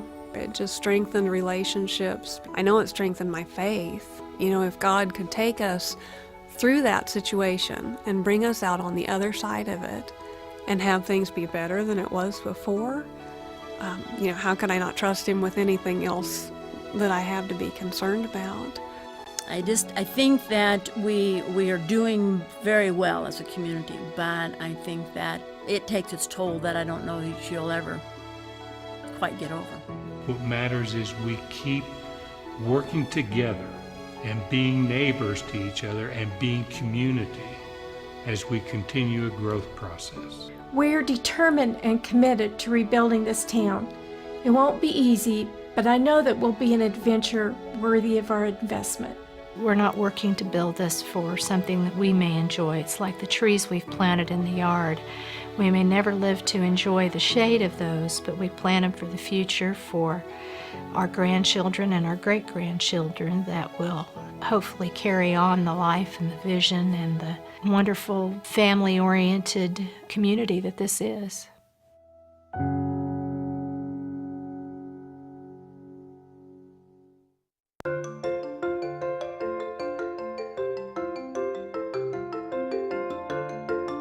In 2014, 96 tons of recyclable material have been diverted from the Kiowa County landfill. Here in the city of Greensburg, we offer single-stream recycling as part of our trash pickup program. You can have up to 2 recyclable carts that are picked up once a month. The city of Greensburg has diverted 67 tons of that 96 tons from the landfill.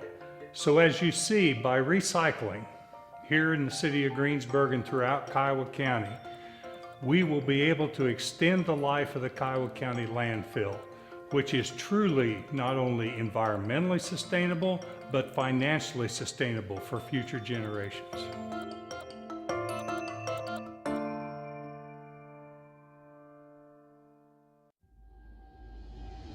When I text while driving, I put myself and others at risk. When I drink, my reaction time is much slower than normal. When I allow my friends to distract me while I'm driving, I'm at fault too. When I have been drinking, my hand-eye coordination is much less. Driving while distracted and driving while impaired can damage lives forever.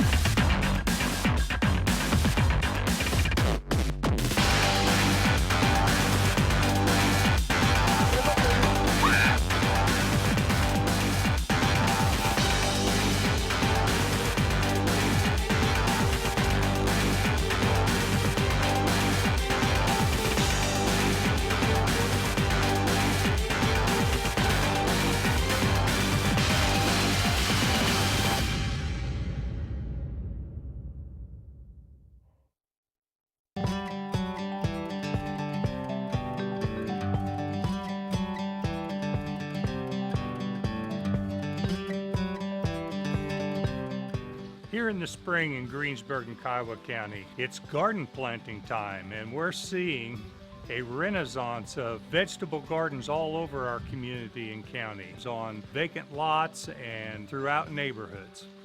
People are truly becoming back to the earth of raising their own vegetables, supplementing their food supply, and it also cuts the amount of money that they spend at the grocery store in a very healthy way for them to raise their own vegetables. And so that really is what sustainability is.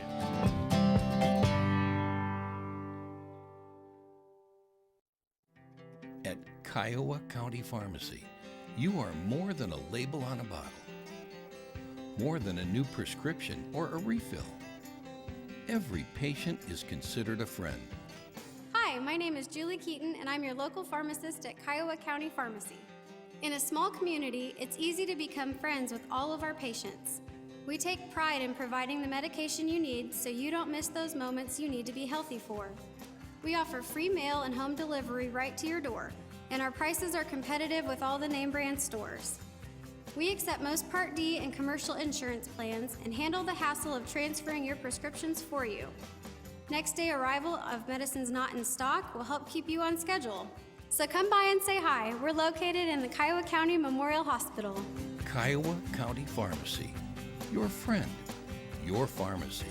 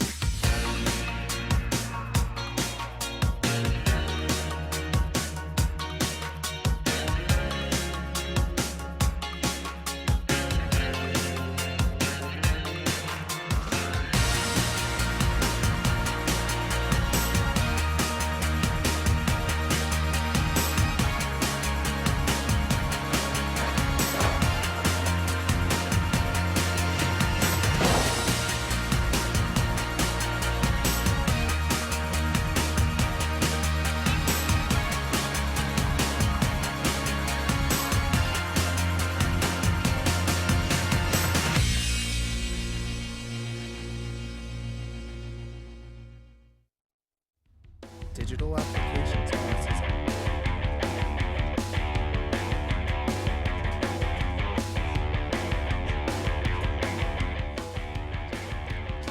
And welcome back.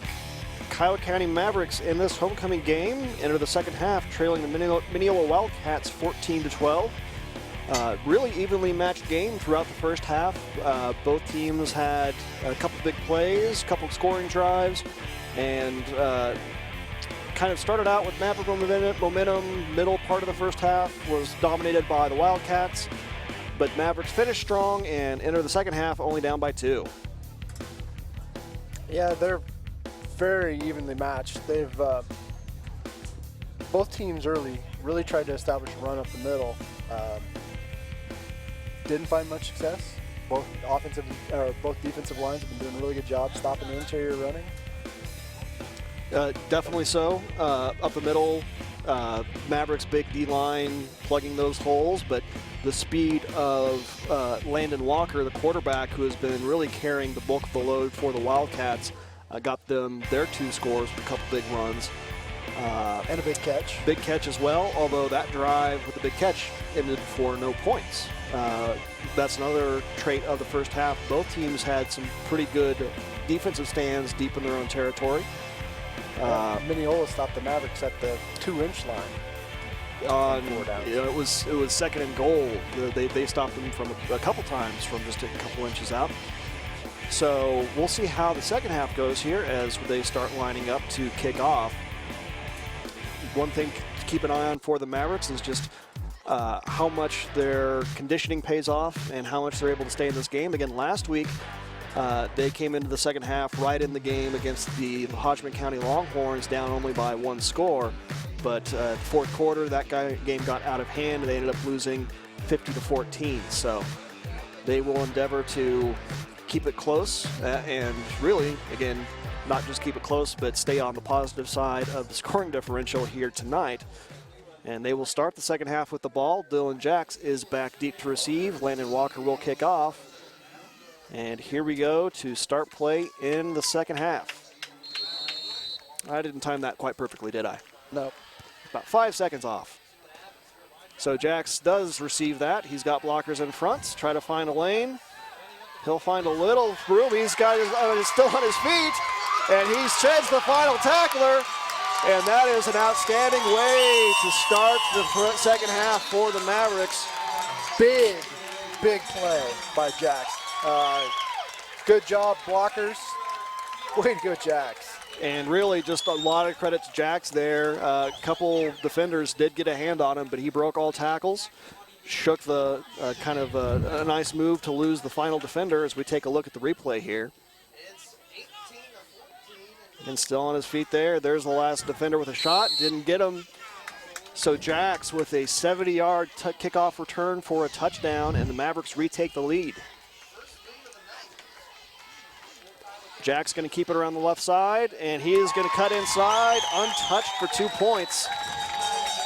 So Mavericks up by 6 now, 20-14. We'll take a quick break after that exciting start to the second half. You're watching Maverick Sports on the Kiowa County Media Center.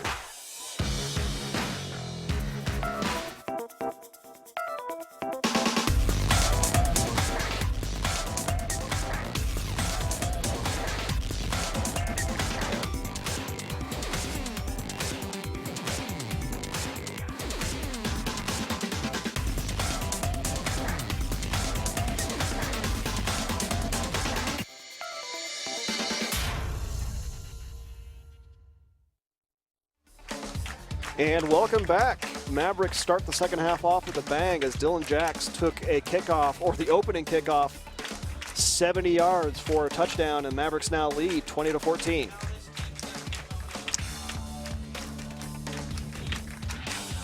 So Holgren will line up to kick. Again, assuming he does kick, Mavericks have shown quite a bit of trickery on their kickoffs here tonight, mostly going with onside kicks. I think everybody's kicked off except for Holgren. Well, and this time it is McVeigh who kicks. Good hands play by Tristan Haynes. Really good job, concentration, keeping that ball and not coughing it up when contact was made. Mavericks, again, have not kicked it deep yet here tonight, going for the onsides and just trusting their defense in the event that they don't recover. They have recovered one. That was the first kick of the game. But since then, Minneola's had decent field position after Mavericks' 2 touchdowns. Yeah, let's see how Minneola answers here after that quick score by the Mavericks. And that is a new quarterback for the Wildcats, Hornback. I guess he did take a few snaps in the first half. Lost the ball going around the outside there. Went out of bounds. They'll mark it out at the 36 of the Wildcats to bring up second and 7, a gain of 3.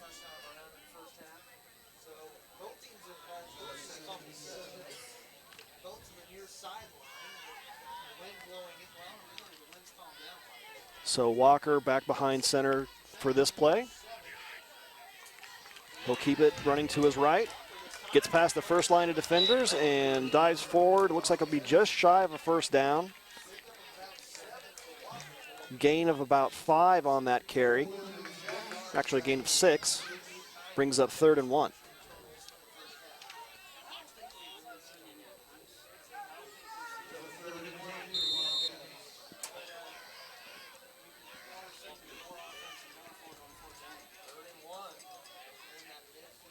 Walker keeps it up the middle.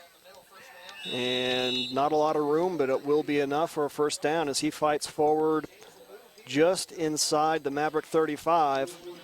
Yeah, he found just a small little seam that he squeaked through. Got the first down there. Good job finding the hole. Advantage of 3rd and short is you don't need much. Nope.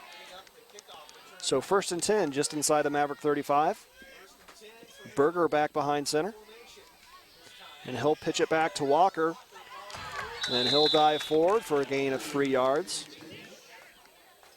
He was really starting to pick up some momentum there before he made contact. Yeah, Aaron Heff slow to get up for the Mavericks. Yeah, he had quite the collision with Walker there on that play. Looks like he is going to stay in the game, however, so good news for the Mavericks.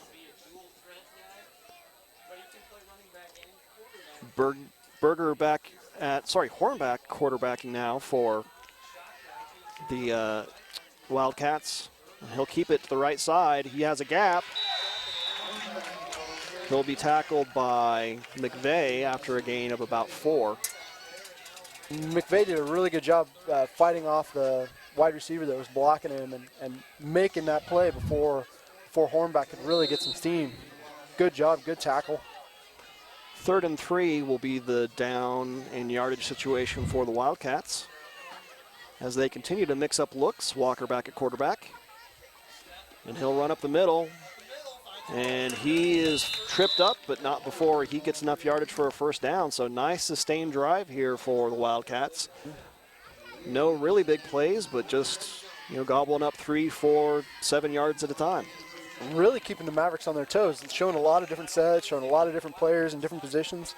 Mavericks are having a hard time right now adjusting to it. And Wildcats are just chipping away. Again, showing a different look here. Berger at quarterback, and this time Walker split out to the left. 1st and 10, 23-yard line. And that handoff is bobbled by Berger, and he's lucky just to get back to the original line of scrimmage for no gain. Yeah, he nice job of concentration by Berger. That ball could have went a lot of other places other than back into his hands when he bobbled it. It looks like just more than anything maybe a timing issue on the handoff between Hornback and Berger. Just weren't quite in the same place at the same time and cost him a few yards probably. Walker up the middle, gets a few yards.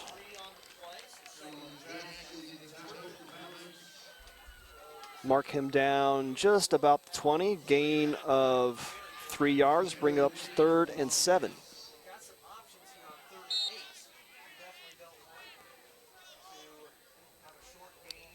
Just, again, really interesting to think they're switching up their set every play. They're alternating every play between Hornback and Walker behind center. And this time it is Hornback's turn. And he'll run to his right. And nice play there by McVeigh as he fought off a block. Again, same exact sort of situation. He fought off his blocker. This time he actually made a loss on the play. Yep, fought off the block and was able to trip up Hornback. Loss of about a yard on that carry to bring up 4th and 9. And you really got to think that the Wildcats are going to lean on Walker's back to get this first down here.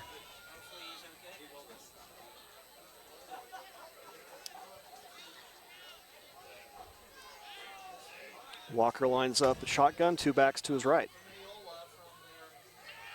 And snap actually goes to Hornback, passes it to Walker, but he is tackled immediately. And I believe that is Sammy Cervantes with a very nice open field tackle. Sammy did an excellent job covering Walker out of the backfield. Watching that play develop, he had eyes on Walker the whole time. So about the time Walker made contact, got the ball, Cervantes was there to make the stop, and that was a huge defensive stop for the Mavericks. So Wildcats turn it over on downs. Mavericks take over at their own 21. Jack's running to his left, trying to find some room. He'll cut back in. He'll get a few yards. Actually call it just a couple there to bring up 2nd and 8.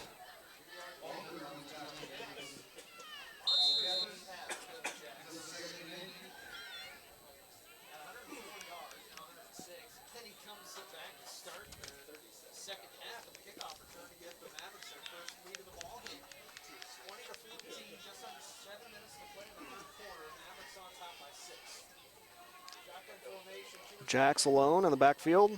Davis in motion, fakes the handoff to Davis. Jax keeps it, gets past the first defender. He'll fight forward just shy of the 30 for a gain of about 5. And that will bring up 3rd and call it 2. Yeah, Mavericks are starting to show a little bit of variation in their sets too. We've seen that earlier in this game, but I think they're figuring out that if they spread out the field, there's lanes that'll open up against this really, really tough. And Jax gets past the first line of defenders, and he'll have a first down as he is brought down near midfield out at about the 37. And really, Jax is starting to put together almost a career game. This is some of the best yardage he's got. I'm sure he's well over 100 yards by now. especially if you're looking at total yardage, including offensive or special teams. Again, he had the big 70-yard return. Helps when you get that extra 70 yards to start out the second half. Liggett in motion this time. Handoff goes to Liggett. He cuts inside. Still fighting forward. He'll get inside Wildcat territory, inside the 35. Nice 7-yard gain there for Liggett to bring up 2nd and 3.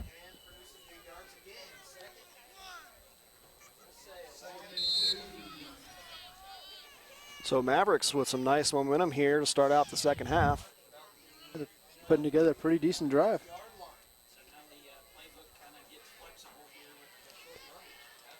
Mavericks again with the split set. This time it's Davis in motion.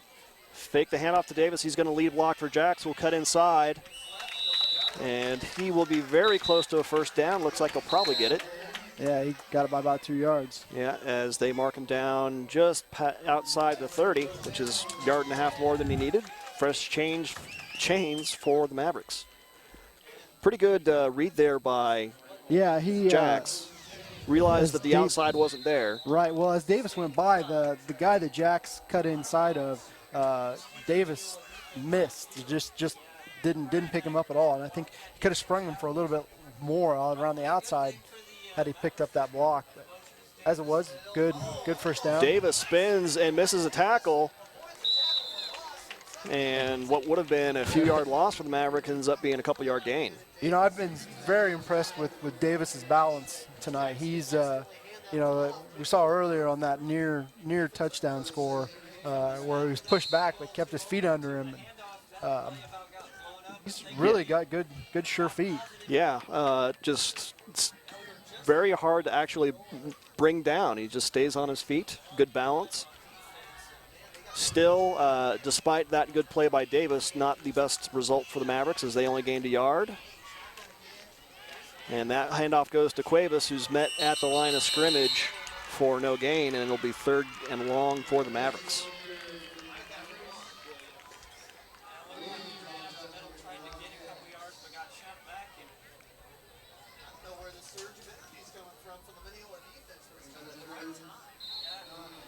So 3rd and 9 for the Mavericks, just inside the 30-yard line.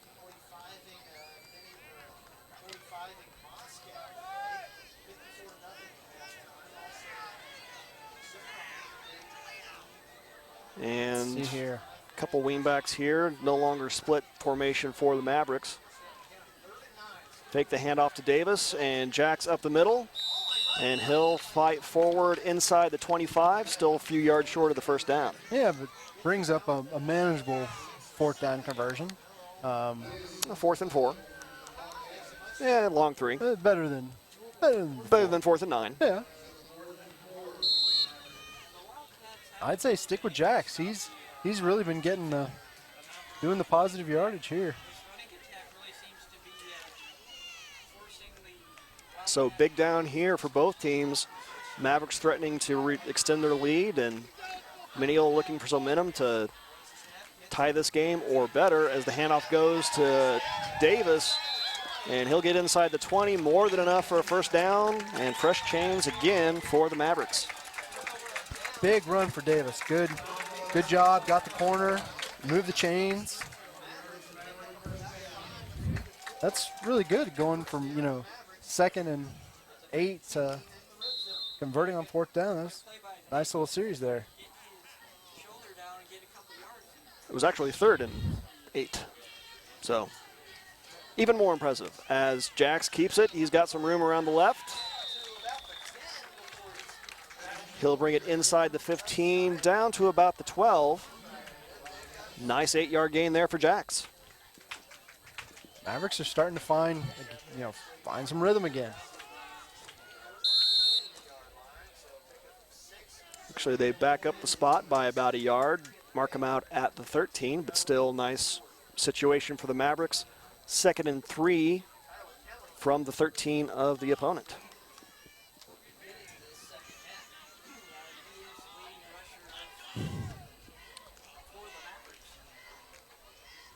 And Davis ducks in really quick to take the snap. And again, staying on his feet, still on his feet.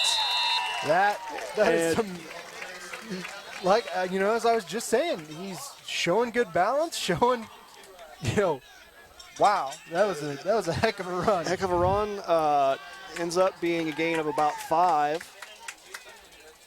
Good enough for a first down, but that run was all on Landon Davis. He looked dead to rights soon and just kept spinning away from people, staying on his feet, and got inside the 10 to the 6, where it will be first and goal for the Mavericks.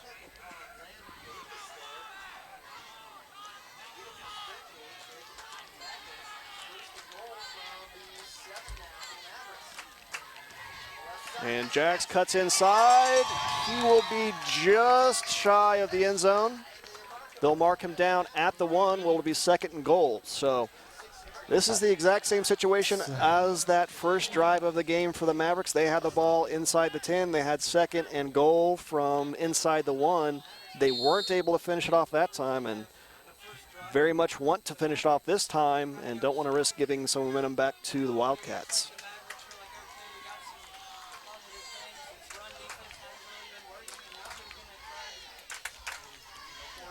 And Jax around the right side, and he will get in this time. So Mavericks extend their lead out to 26-14, pending the PAT. Really, really solid drive by the Mavericks. Ate up a lot of clock. Really did a good job just keeping at it, converting on fourth down. And just getting 5-6 yards at a time and keeping the chains moving. Capped it off nicely with the Jax touchdown run. Here's the PAT. Jax around the left side this time. And he is able to get in. 2 more points for the Mavericks. And we will head into break with the Mavericks leading 28-14. You're watching Maverick Sports on the Kiowa County Media Center.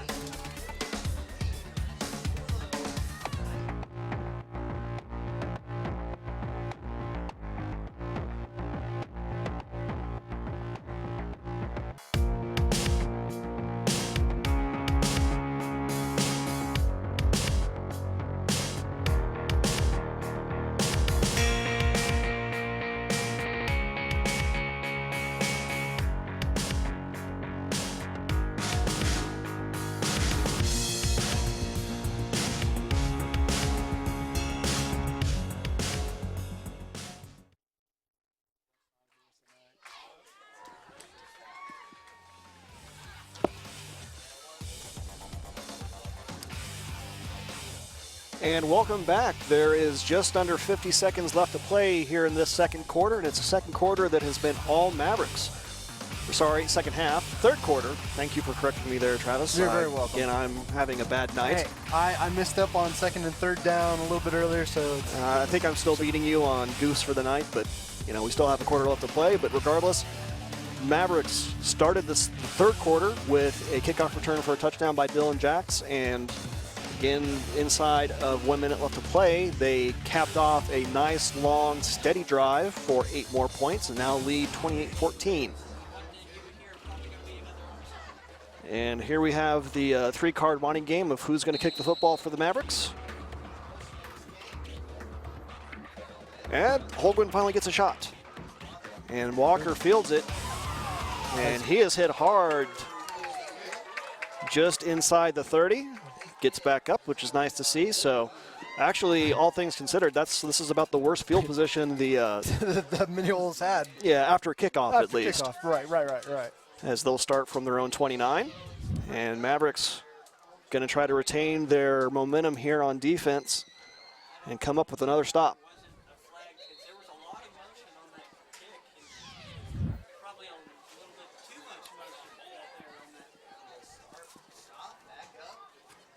So Hornback from the shotgun. And he drops back to pass, but immediately scrambles to run. Has a little room as he'll bring it outside the 30, out to about the 33. Called a gain of 4.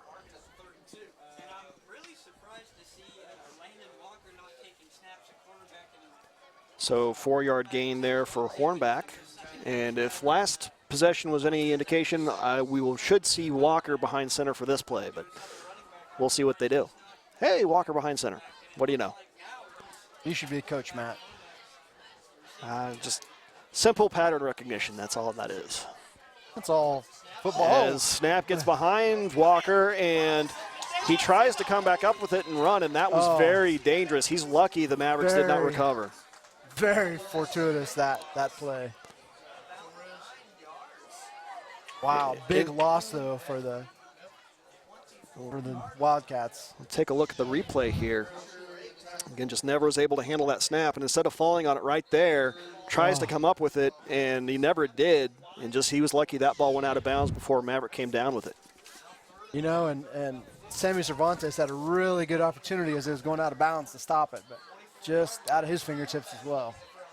Hornback is looking for Walker deep. Oh, Landon Davis had good position on it. Again, great coverage there by Davis. Pass falls incomplete to bring up 4th and long for the Wildcats. And that's a play that gained the Wildcats really big yardage early in the game. And Davis is about the only guy that could potentially have a shot at it. Yeah. So facing 4th and long. They're going to punt. Then they're going to punt. We are still in the third quarter, so it's not getting too late just yet. And that is blocked. Well, I think it just kicked straight. There was not much loft there. I think it went off the tip of his toe instead of getting anything in the wow. Definitely didn't need a jump to get a hand on that ball, that's right. But that would have hurt had it hit you in the back. As it is, Mavericks will have very good field position actually inside of Wildcat territory. As the ball is just a few inches on the Minneola side of midfield.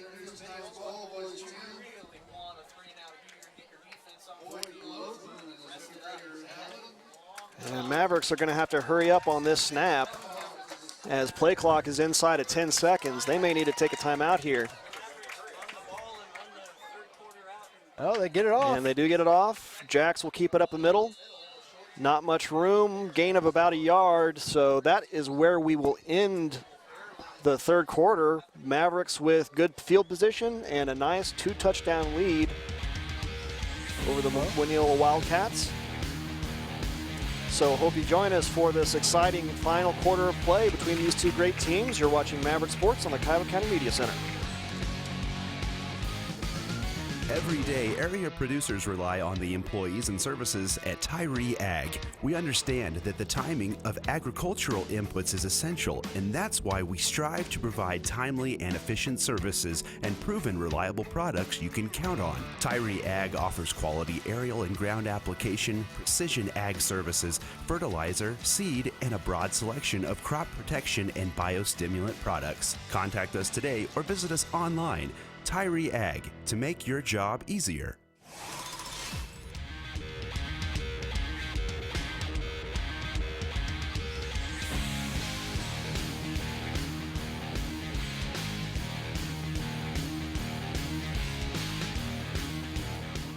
And welcome back as we get set to play this fourth quarter of this game between the Kiowa County Mavericks and the Minneola Wildcats. And as we do between the third and fourth quarter of every game, the Support Our Schools would like to present the Fan Cam. Great homecoming crowd here for the Mavericks tonight. So far, the sign is actually being truthful. We're smashing the Cats at the moment. Got one more quarter to play, though. Game is not in hand yet, but the Mavericks are in a good position, up 2 scores, facing 2nd and 9 from just inside Minneola territory. Jack's going to keep it around the right side, fighting forward inside the 45. Gain of about 4 on that carry to bring up 3rd and 5.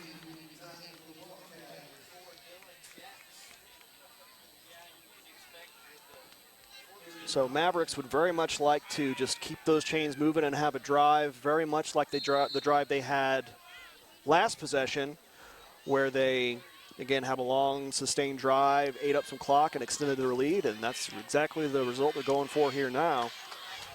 Face a 3rd and mid-range situation, 3rd and 5. Jack's around the left side. He's got a little room. He'll cut it back in. On his feet, past the chains, inside the 25. Nice 10-yard gain for Jacks.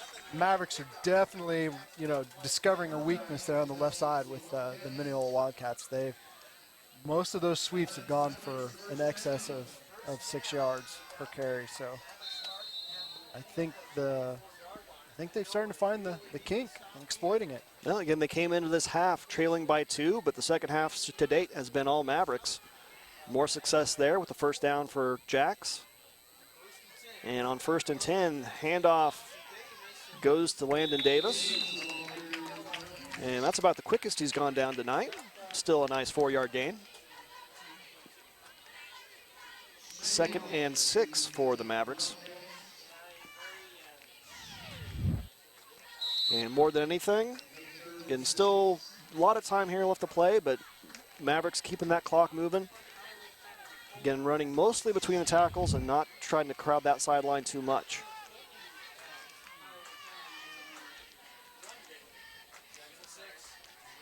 Handoff goes to Davis again. And once again, hard to bring down, even though when there's not a lot of room there for him. He'll gain 3 on that carry to bring up 3rd and 3. Another manageable situation for the Mavericks. Very much so, especially now that they're fairly deep in Wildcat territory, and you figure every set of downs is four tries for them. They're not in any position where they're going to kick.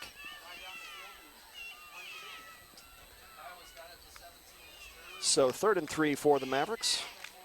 Inside the 20 of the Wildcats. Handoff again goes to Davis. Still on his feet again. He'll try to find some Ryan around the left side, and he's got the corner. He'll get inside the 10, and the man just won't fall down. I tell you what, Jax has definitely been carrying most of the load here for the Mavericks, but man, Davis is doing some pretty electrifying moves out there. Just not, just one where the defenders are just going to have to make a conscious effort of wrap him up and hold on tight. Don't assume when you hit him he's going down, because he's not. He just outran the two big linemen to the corner. That's the thing. Once he broke that tackle, he just had to outrun some linemen. And again, Davis with really good speed didn't have any issues finding that corner and getting a nice 10-yard gain and what looked like to be a no-gain play at best for the Mavericks as Jax, he has the corner inside the pylon. 6 more points for the Mavericks. And they're going to see if they can't put away the Wildcats here with a 2-point conversion and go up 3 scores. But there is a flag on the play. Oh, but it looks like it's on the Minneola. Yeah, officials conversing with the. Nope. It looks like it's coming back. The Maverick players. No, personal foul. Oh, and it will be assessed on the kickoff. That is the second personal foul. 15-yard penalty after a touchdown play for the Mavericks. So maybe you start to see a little bit of the frustration on the Wildcats coming through. So the 6 points stand for the Mavericks. They'll try to tack on 2 more and extend what is now a 20-point lead to 22.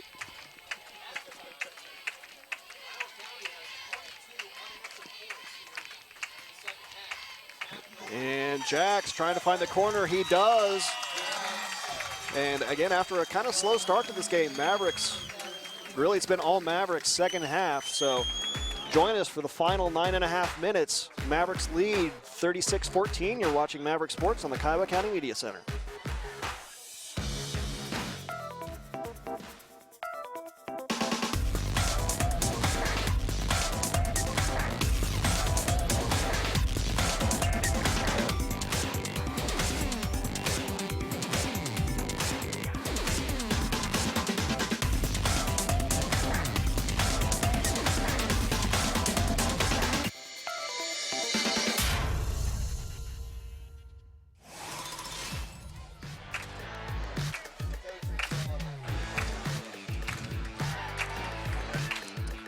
And welcome back.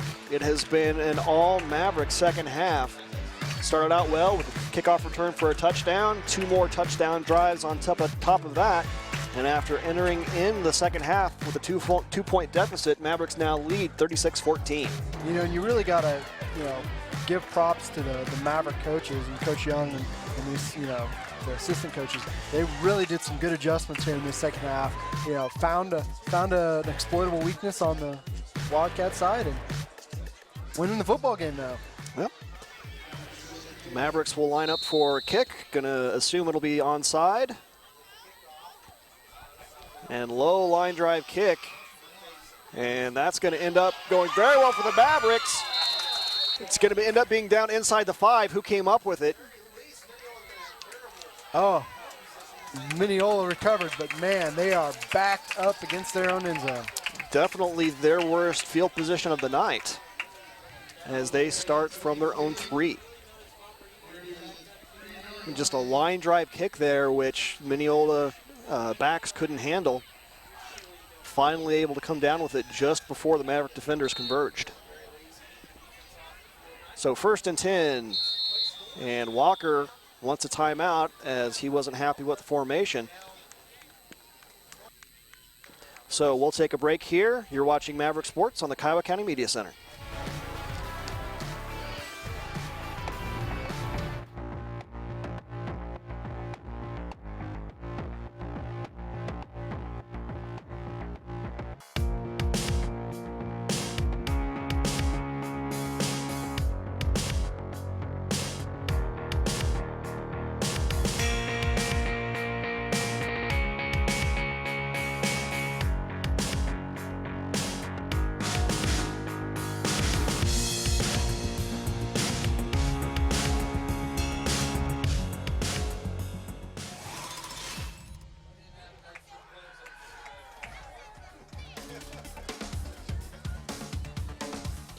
And welcome back. Mavericks lead this game with 9.5 minutes to play in the 4th quarter, 36-14, and they have the Wildcats backed up, starting this drive from their own 3-yard line.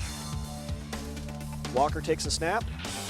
He bounces outside after not much room in the middle, still on his feet, and that's very good news for the Wildcats as they're back out of the shadow of their own end zone. Yeah. After that 11-yard gain for Walker, so new chains and some breathing room.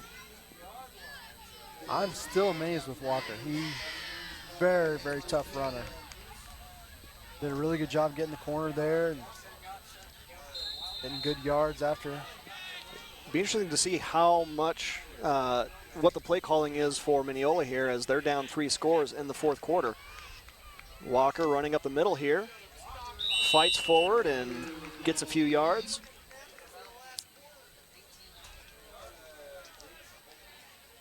So after that, call it a 4-yard gain for Walker, brings up 2nd and 6 from the 19.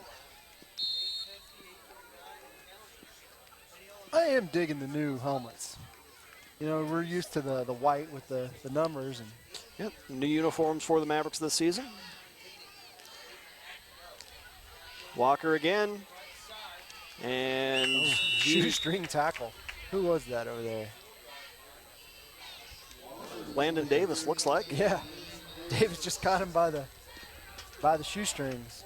And again, very fortunate for the Mavericks as there weren't too many, actually any Mavericks in the secondary who looked like they would have had a shot had Walker broken that tackle. Timeout here to measure.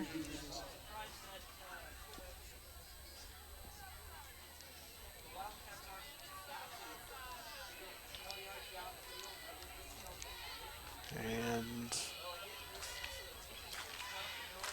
that is about as close as it can get. Man, I don't even think you could get a sheet of paper in between the nose of the football and the... Yeah, usually they say, 1 or 2 links on the chain. That was way like less half than a link. That's less than a link. Man.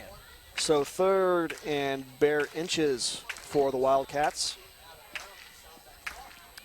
But again, on the play calling, so far, the last couple plays, Wildcats have called runs up the middle.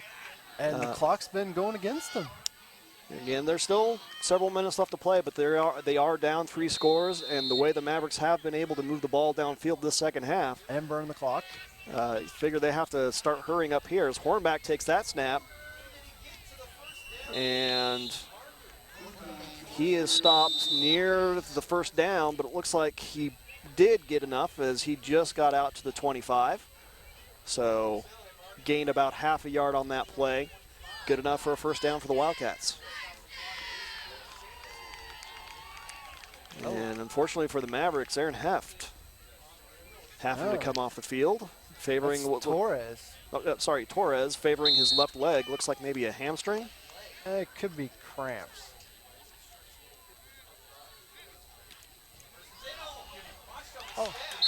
Oh. And we'll see. I believe that was down. Berger recovered that fumble before.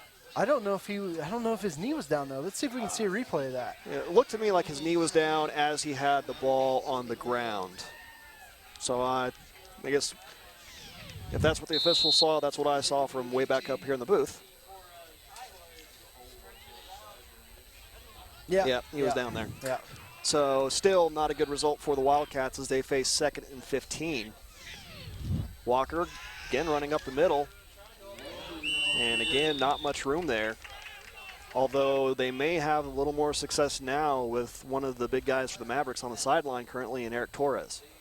Yeah, one of the But again, it just the play calling, not what you'd expect with them down 3 scores here midway through the fourth quarter. Still runs up the middle, the clock's still running.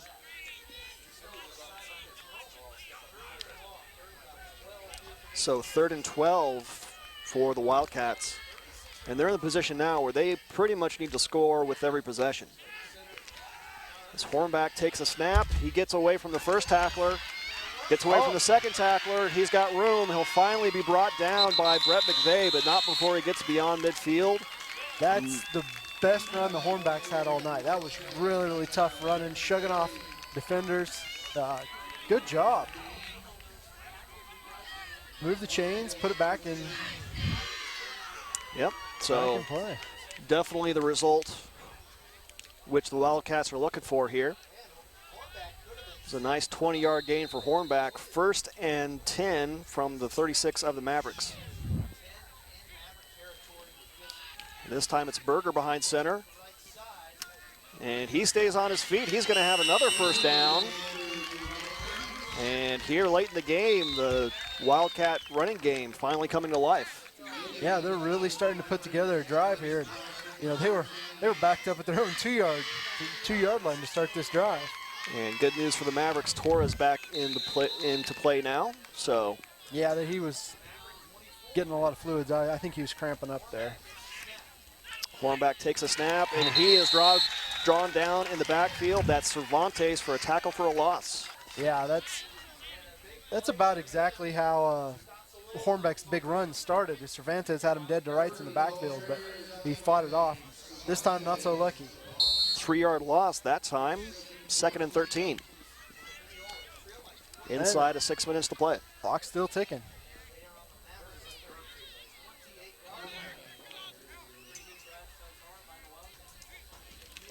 Berger takes a snap this time, running to his right. And he's tripped up, but stays on his feet nicely.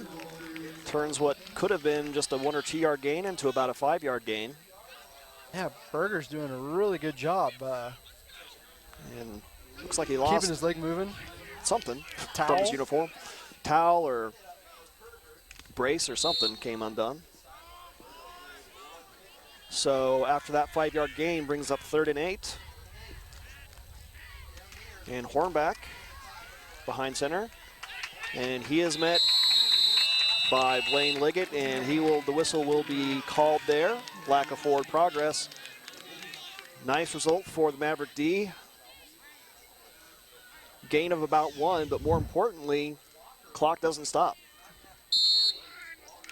And it's 4th down for the Wildcats. So big down here. Figure if the Wildcats don't convert, their chances drop precipitously. As Berger takes the snap, and he will not get the first down. Mavericks will take over. That was good defensive stop for the Mavericks. That's showing good resiliency. The didn't get down after a couple of big plays from the Wildcats. And D comes up big. Mavericks in good position here with a few minutes left to play. And like to remind you that we'll take it. Recycle your electronics at the Media Center. If you're not sure what to do with tablets, laptops, flat screen TVs, bring them to the Media Center. We'll make sure all the components that can be recycled will be recycled and keep our landfills clean.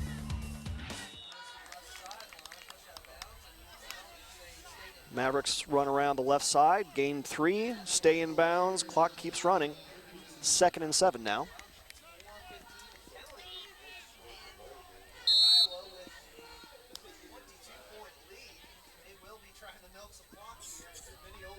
Figure the Mavericks at this point will probably be letting every second possible tick down off that play clock. And really, just one thing on their minds at this point is probably no turnovers. No turnovers, especially this deep, inside of the field. Jack's running to his right, doesn't have a lot of room. No gain on that play, really, but Jax does stay in bounds, so keeps the clock running. Officials do give him a yard in forward progress, so bring up 3rd and 6.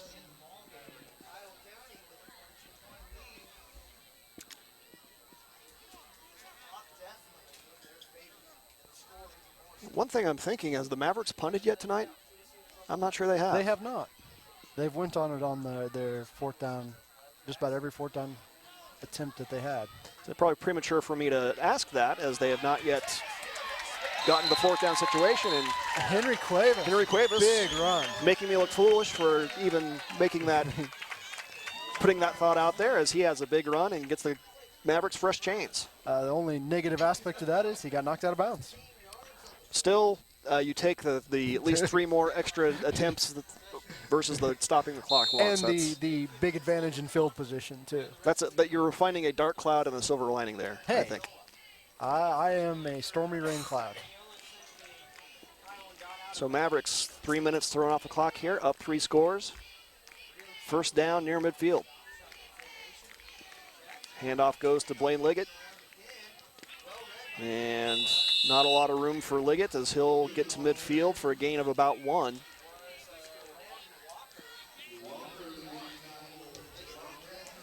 Brings up 2nd and 9 for the Mavericks.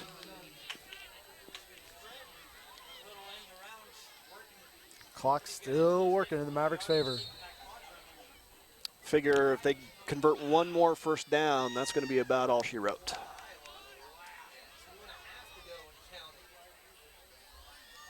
Jackson the shotgun. Here comes Cuevas in motion. Fake the handoff to Cuevas. Jax will keep it up the middle. He'll get a few yards to bring up 3rd and 6.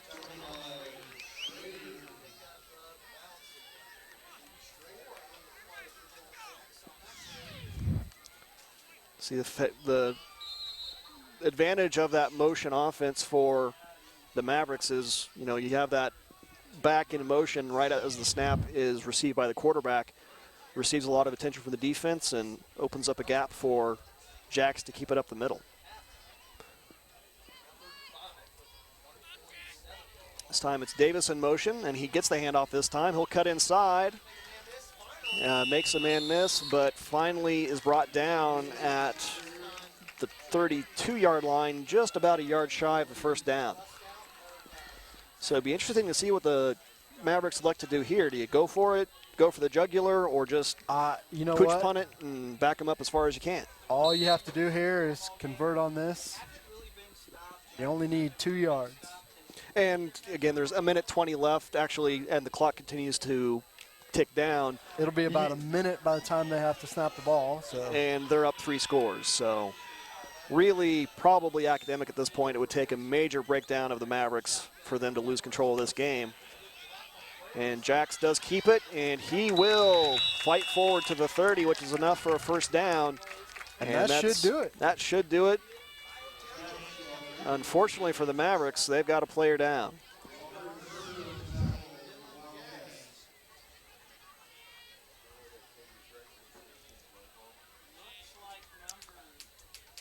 I'm not sure who that is. His jersey's all bound up.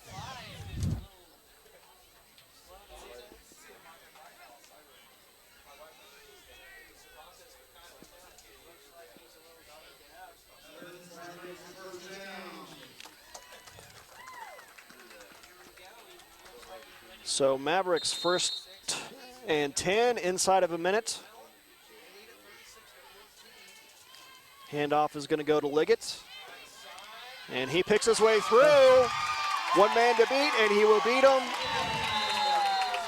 And Mavericks' final nail in the coffin there. Yep. Long 30-yard touchdown run by Blaine Liggett. You know, and this is eerily similar to last week's game, just mirror image. Yeah, last week again, Mavericks were right in it for 2.5, 3 quarters, but the Longhorns pulled away from them. This year, this game, Minneola right in this game for 3 quarters, but Mavericks just wore them down.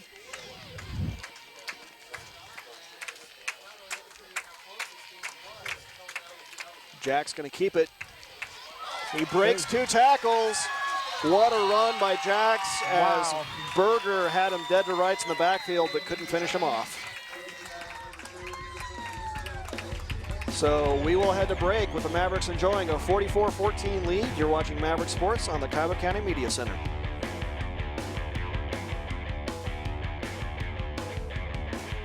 Every day, area producers rely on the employees and services at Tyree Ag. We understand that the timing of agricultural inputs is essential, and that's why we strive to provide timely and efficient services and proven reliable products you can count on. Tyree Ag offers quality aerial and ground application, precision ag services, fertilizer, seed, and a broad selection of crop protection and biostimulant products. Contact us today or visit us online. Tyree Ag, to make your job easier. The internet has drastically changed the way we communicate. All right, hey, we actually have a tweet. Having fun watching the Mavs on the live stream and read on replay. Great job as usual, Kiowa County Media Center at Pam_PJSR. Thank you very much, Pam at _SJPJSR. I can't read very well. You know, the whole world of tweets is abbreviations, which us old guys don't understand. Yeah. This whole pound sign thing, I just don't understand. It's hashtag. Is it a pound sign? Is it? It's a pound sign. Is it a sharp sign? They just are. Oh, it could be. In music, that'd be a sharp symbol. Is it? Yeah. Okay. As the kick goes out of bounds for the Mavericks. For all you music lovers out there.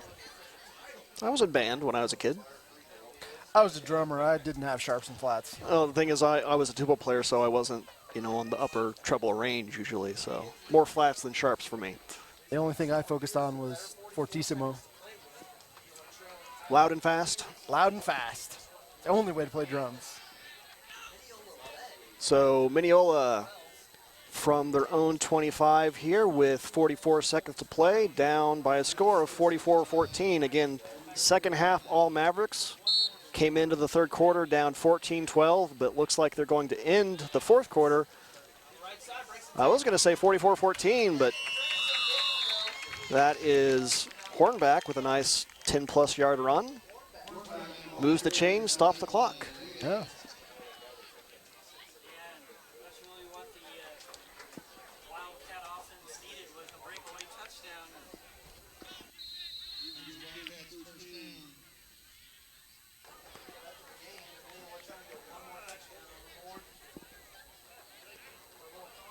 So 1st and 10 for the Wildcats. Hornback keeping it again. This time not much room for him. He'll get back to the original line of scrimmage, but not much else. And that probably will be the last play of the game as we are ticking down now inside 10 seconds. See if they hurry up and get one final snap off. They do get a final snap. Hornback's going to keep it. Running to his right, he'll get a couple yards, but really nice bounce back game for the Mavericks after suffering a tough loss last week. Come back with a big win this week. Very much so. Big difference is momentum. They got the opening kick out, or ran the opening kickoff back in the second half, and just didn't look back from then.